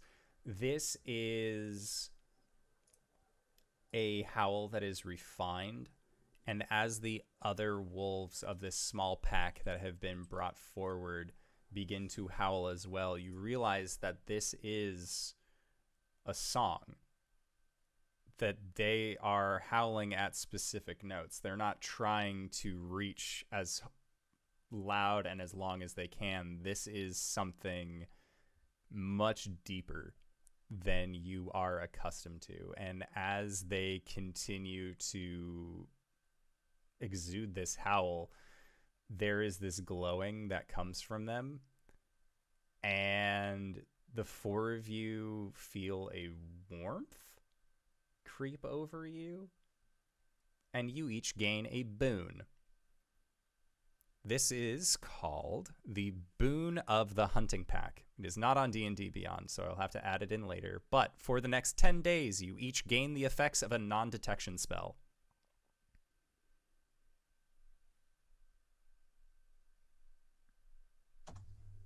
Gwen gets a little tear. And as their howl song comes to an end, Lockton says, "I could not get you to fly, but I can make it so you are unseen." Honestly, that's probably better because I think the snow, even as it's falling, would still alert us. He nods. And with that, as again this howl comes to an end, that is when Lemric, June, and Bishop all acknowledge your group and then begin like trotting on all fours and begin making their way away from this fortress. And there are cheers and waves goodbyes. And there are many like drinking challenges for Gwen as well. Like, oh, when you come back, like we'll totally split that bottle that we were talking about, like that sort of thing. As you guys are making your way out of the illustrious fortress.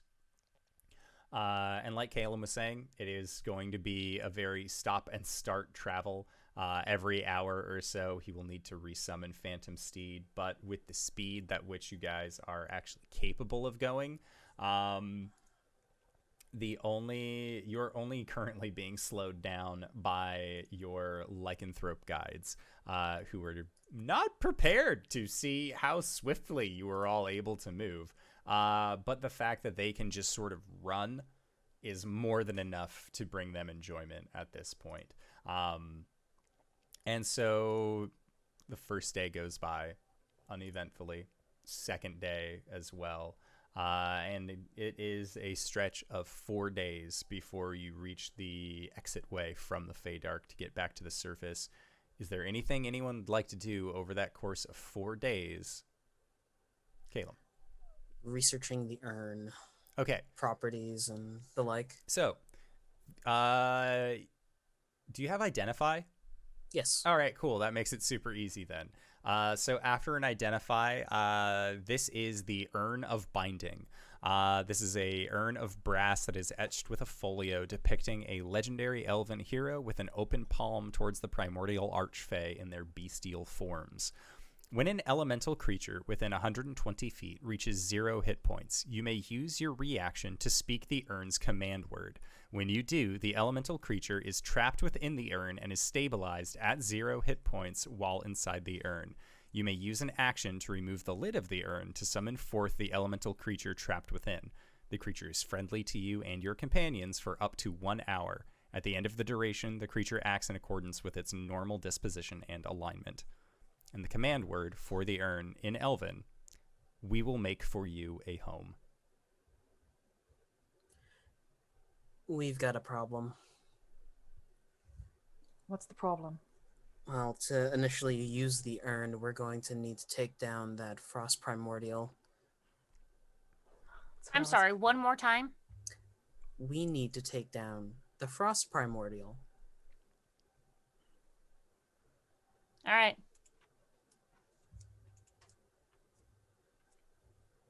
As in, it has to be unconscious. As in, as soon as that thing falls, we gotta use this urn. We can do it. Yeah. I've named him Kozlo. I imagine this is like day 2. Yeah. Oh? It means magic and giant. There's an implication that means that there is a Koz High. It's not the same. It's not how language works. I know. Did you not learn this in your studies? Do we have to review? You see Caelum just take the portable hole, wrap it around himself like a blanket, and then flops to the ground. I think Gwen goes up to Kozlo and goes, "Who's a good boy?" And it like growls at her, and she's like, "All right, cool, no, let's go." Cats. Yep. If we need to use the urn, only after we take down the primordial. Where does that leave Cypress? I don't know. Right. Does he need to like? How do we release the primordial? We remove it from the. How do we get it out of the ring? I don't know. Do we have to goad it? Does your ring know? Oh, does your ring know? does your ring know? Oh, we said that already. Little head pops out of this. Get back in your acne. hole. Yes, I do think I should commune with Rythe. Cool. I'll find out. Cori will commune with Rythe. Okay. So Rythe typically will respond in base emotions. Okay. Then I suppose Cori will go and meditate and think about what she's going to need to do with Cypress. And basically like propose different plans to the ring, and then like get like enthusiastic like encouragement, or like maybe let's not do that. Shake the magic 8-ball. Yeah. What should I do about Cypress? Try again later. Son of a bitch! So yeah, during one of the breaks after you guys have traveled for a while, probably again closer to around the second day or so, you can definitely take some time to meditate on this. So what are the general questions that you're asking via meditation? She's basically going to ask, do we need to fight the primordial in order to remove it from Cypress? Will defeating the primordial and using the urn free Cypress from its control? The response that you get back is unsure, but hopeful. Okay. Would we be able to sever the connection by removing the ring? There is almost like a sense of the ring is laughing. And then there is a saddened response. I see.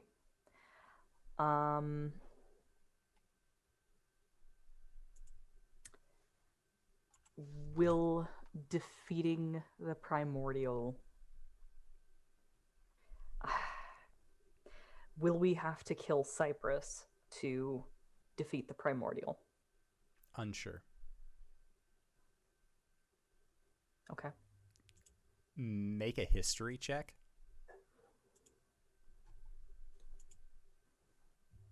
19.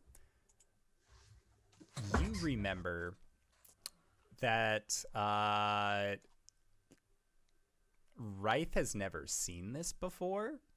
The last time that all this talk of like, oh, like what about the rings and stuff? Man, Ryth got put in a ring, and then Coralon went to go and fight like Vinru as Vinru. Like there was no ring, there was none of this nonsense back when Ryth was still like kicking it Fox style originally. So yeah, they are unsure. All right. I think that Cori has basically concluded that it's just gonna be a fight, like a straight up fight, and then we're gonna have to use the urn and hope that works. And she'll communicate as much to her friends.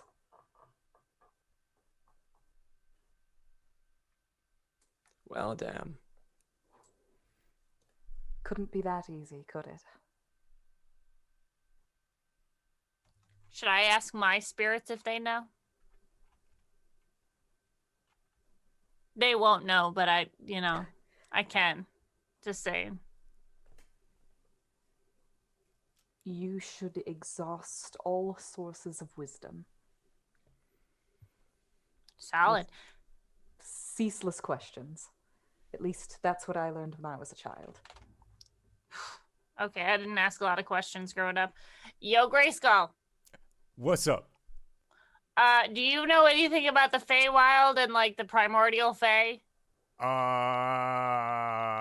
Like you basically just asked a stoner what they wanted at a McDonald's menu at the drive-thru, and they are just like ... Well, I know that the Feywild is like the regular material plane, but it's 4 islands. I think that material plane has at least 5. There is an Underdark, but we don't call it that. We call it the Underfey. And your friend Cori has a ring that has a primordial in it. Yeah, that's very good. Salamar, do you have any idea? Yes, I have a better idea than Grayskull does. The material plane has at least 20 islands. Mm-hmm. It is called the Feydark. Uh-huh. And your friend Cori houses a ring that has a primordial in it. And then we met 2 others that also have the same. And then there is the Cypress situation, who is, I believe, taken over by one of them. Mm-hmm. Mm-hmm. Yeah, that's basically what I said. No, that's not what you said at all. It's basically information we already know. Oh shit, I forgot. No, that was that lady. She had a really nice smile. She had one, right? Who? She was like, she had the thing on her tummy that said bang. Oh, fuck. That was awesome. Anyways, guys, they don't know. I know lots of things. I mean, yes, you guys know lots of things, but not specifically about the primordial flame and how to get them out of a ring. Thanks for trying anyway, Gwen. You're welcome. They also say you're welcome. I did not say this. Caelum? Caelum's gonna look to the rest of the group and grimace. I'm gonna try contact other planes. Why are you making that face? There's a slight chance I might go insane. Then For don't. like Fine, an I can hour. fix that. That's fine, that's fine, that's fine, that's fine. It's fine, it's fine, it's fine. The werewolves have the same expression that Arjhan do. Just, the fuck? How is this fine? Cori. What?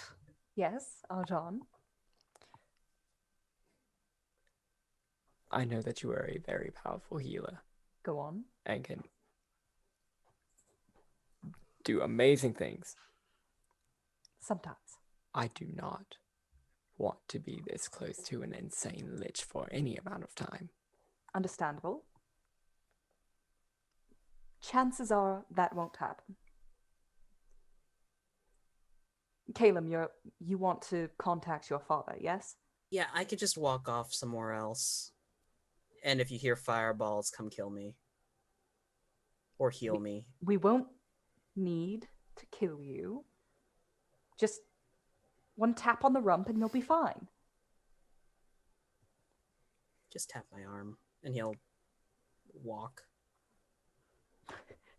She follows after him and then turns around and gives Arjhan like a really forced smile and thumbs up.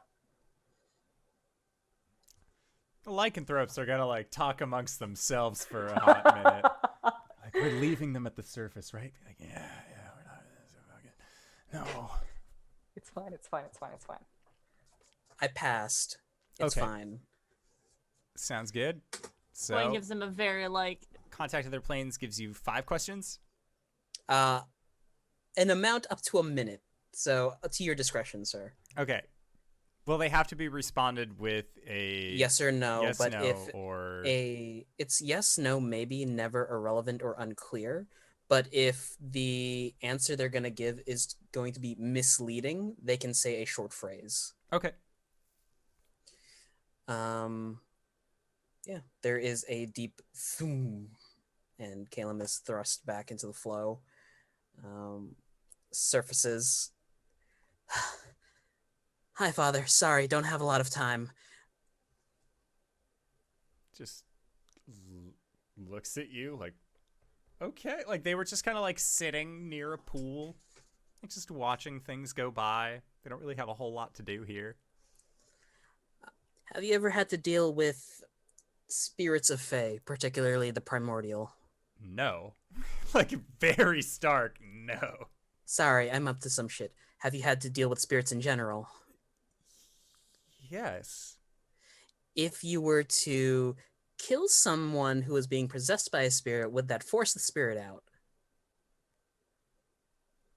Yes. Great.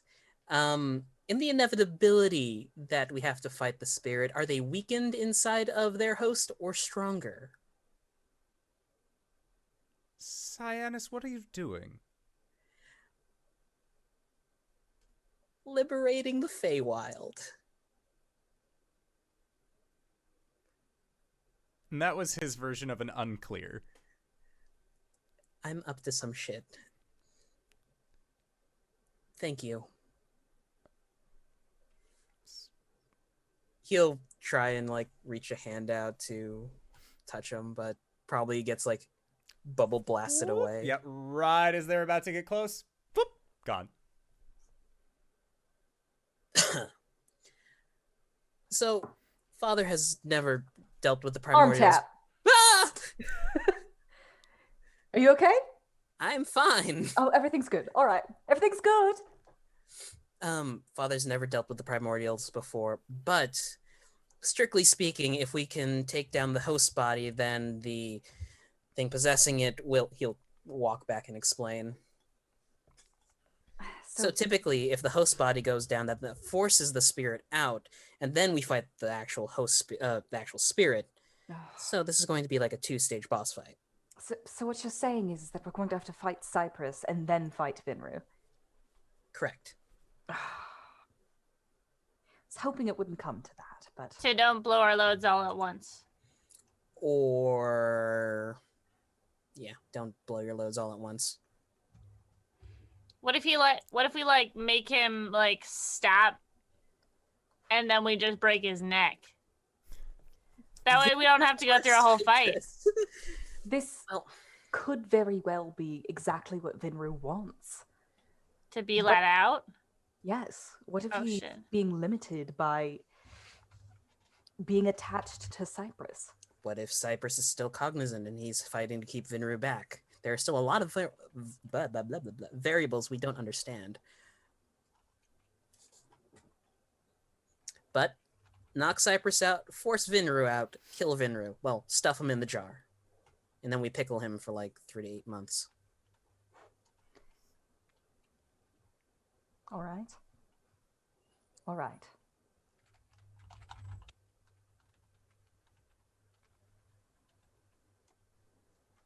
We can do this. Yeah. We have to. Yeah. We got this, guys. Come on. We will. We will. We will. We will. Say it. We will. Yeah. At some point during this journey, Cori's gonna try and enter autumn form. Okay, make me that wisdom save. What's the DC now? 22. Oh boy. I got a 13. Okay. So, Cori, as you are attempting to go into autumn form, there is a sound that only you can hear. And it is a groaning sound. A sound that is like ice being put to a tension point. And then you hear something break and shatter. And the rest of you see Cori go into her autumn form, but there is something not right about this.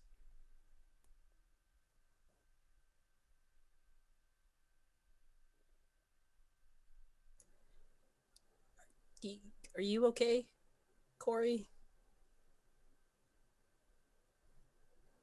Cori looks at him and smiles and says, "Everything's fine, Caelum."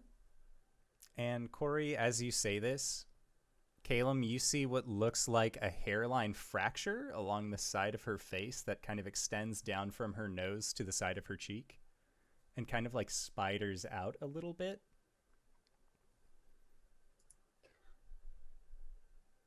Because you don't look fine.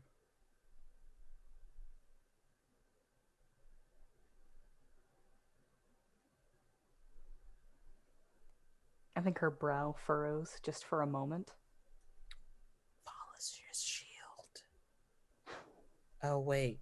That's right. You don't have a reflection. Minor illusion, the shape of her face, but with the fracture and crack. And Cori, as you furrow your brow, on the right side where it was furrowed, there are like little flecks that are beginning to fall. Shift back.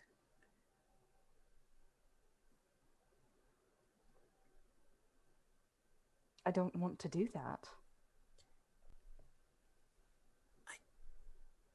Can I make an insight check? Is she, like, actually shattering? Yeah, you can make an insight check. Or medicine, maybe? 21. 21. This is the way that it's flecking off and the way that it's falling is similar to when you were a child.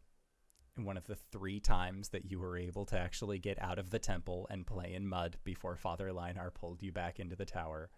You remember the mud drying on your hand, and after it reached a certain point of dryness, as you would flex and move, it would just begin to flake and fall. And that seems to be what's happening with parts of Cori. And a small piece underneath the side of her cheek just falls off, larger than the others.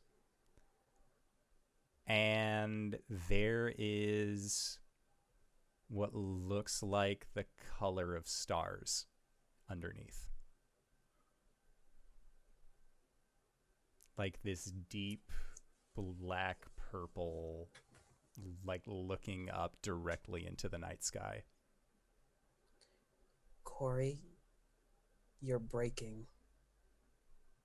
Cori, Quite you don't feel literally. different. I don't know what you're talking about.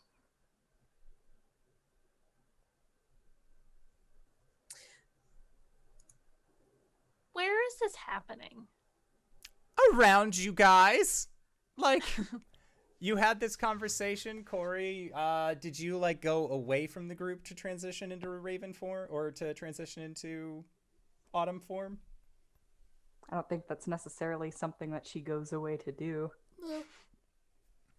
Yeah, so, like, Gwen, you see Caelum is getting more, like, inquisitive. He's asking, like, louder questions at this point. And more of that, like, hairline fracture is beginning to grow and fleck off. And there's a point where it seems to just almost entirely fall from her brow down to the top of her cheek, Caelum.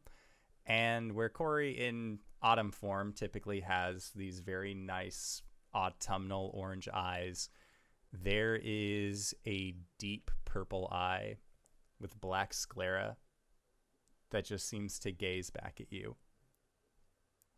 And this gaze Caelum. almost seems familiar. Caelum, what's the matter? Holy shit! Caelum draws the great sword and What the- casts tensors on himself. Wait, hold on. What is happening? What, Cori? What's going on? I don't know. Caelum. What? Why? Your face is breaking away. Like, I can see it. And I don't do magic shit or shrooms anymore. Can Caelum suss out that this is Char's doing? It is much easier to suss out that this is Char's doing. For as Cori is like, I don't know what the deal is. I don't know why.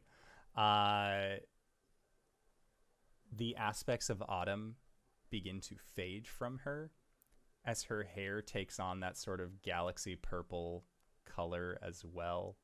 Her other eye shifts to be the same coloration, but more about, I want to say, a third of her face is just missing. And in its place is its outline. You can still see the definition of facial features, but there is just Starfield. And that is where we are going to call it for tonight's session. Just wanted to say, Caelum just breathes. Coriander, what did you do? Yay! And with that, that's where we're going to call it for Andor. tonight's session. Yeah! I would like to say, first off, thank you so much to everybody who decided to join us for this wonderful session of Dungeons and Dragons.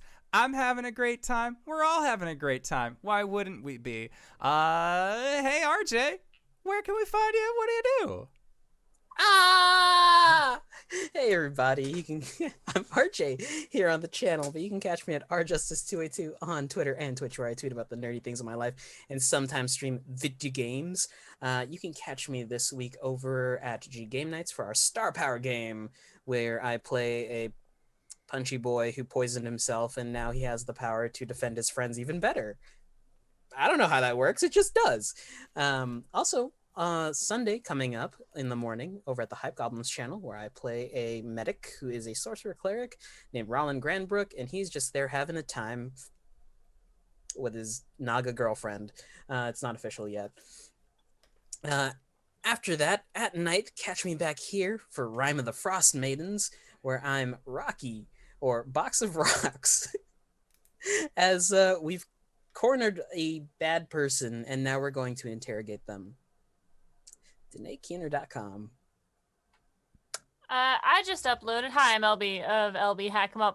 And you can find me at LBHackEmUp on the Twitters and the Twitches. I just uploaded a new schedule for myself because my schedule is changing. Monday nights I'm here. Tuesday nights I'm streaming on my own channel around 3 o'clock most of the time.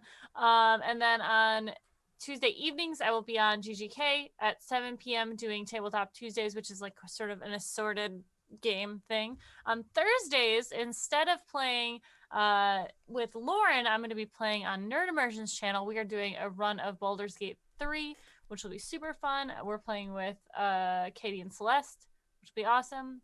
And then on Friday, that's when Lauren and I will be playing our horror games. It's Friday Night Frights, maybe. And then Sunday I'm back at GGK. And then I'm gonna start running some games on my channel. Weird. What? I know. So keep an eye out for those. At the end of the month, I'm doing a Monster of the Week game with Jordan with a PH and Sir Lucian, and some GGK people. So it should be fun. I'm a little 4-week stint of that, so they can get a little taste of it. Yeah. DanaeKeener.com. He got tired of taking our arms, so he took our face. Hi everybody, I'm Cyber01. You can find my stuff at cyber121.live. My Twitch, where right now on Saturdays I am playing Super Mario RPG, Legend of the 7 Stars, and I'm doing push-ups while I do it because I need to get strong again. We just got Gino, so now I know. We're gonna find out why everybody wants him in Smash. I hope. Check out Jabroni TV. It's got a lot of cool people doing lots of cool things, and eventually we're gonna start putting more videos up on YouTube. Eventually, once we edit them. Also, Let's Talk About It. Let's Talk About It has a new episode up. I realize that it is hard to find because search engines don't like YouTube channels that only have 8 subscribers. But twitter.com/let's talk about ABT pod should have all the links for you. So check that out. I think it's a good episode. We wrap up 2020 by playing a round of Wild Honesty, which is a really cool party game that I thoroughly recommend. So yeah, check that out. For the games that I'm doing, I am clearly here. I will try to be here on Thursdays, or on Thursday if my voice is just a little bit better than it is right now.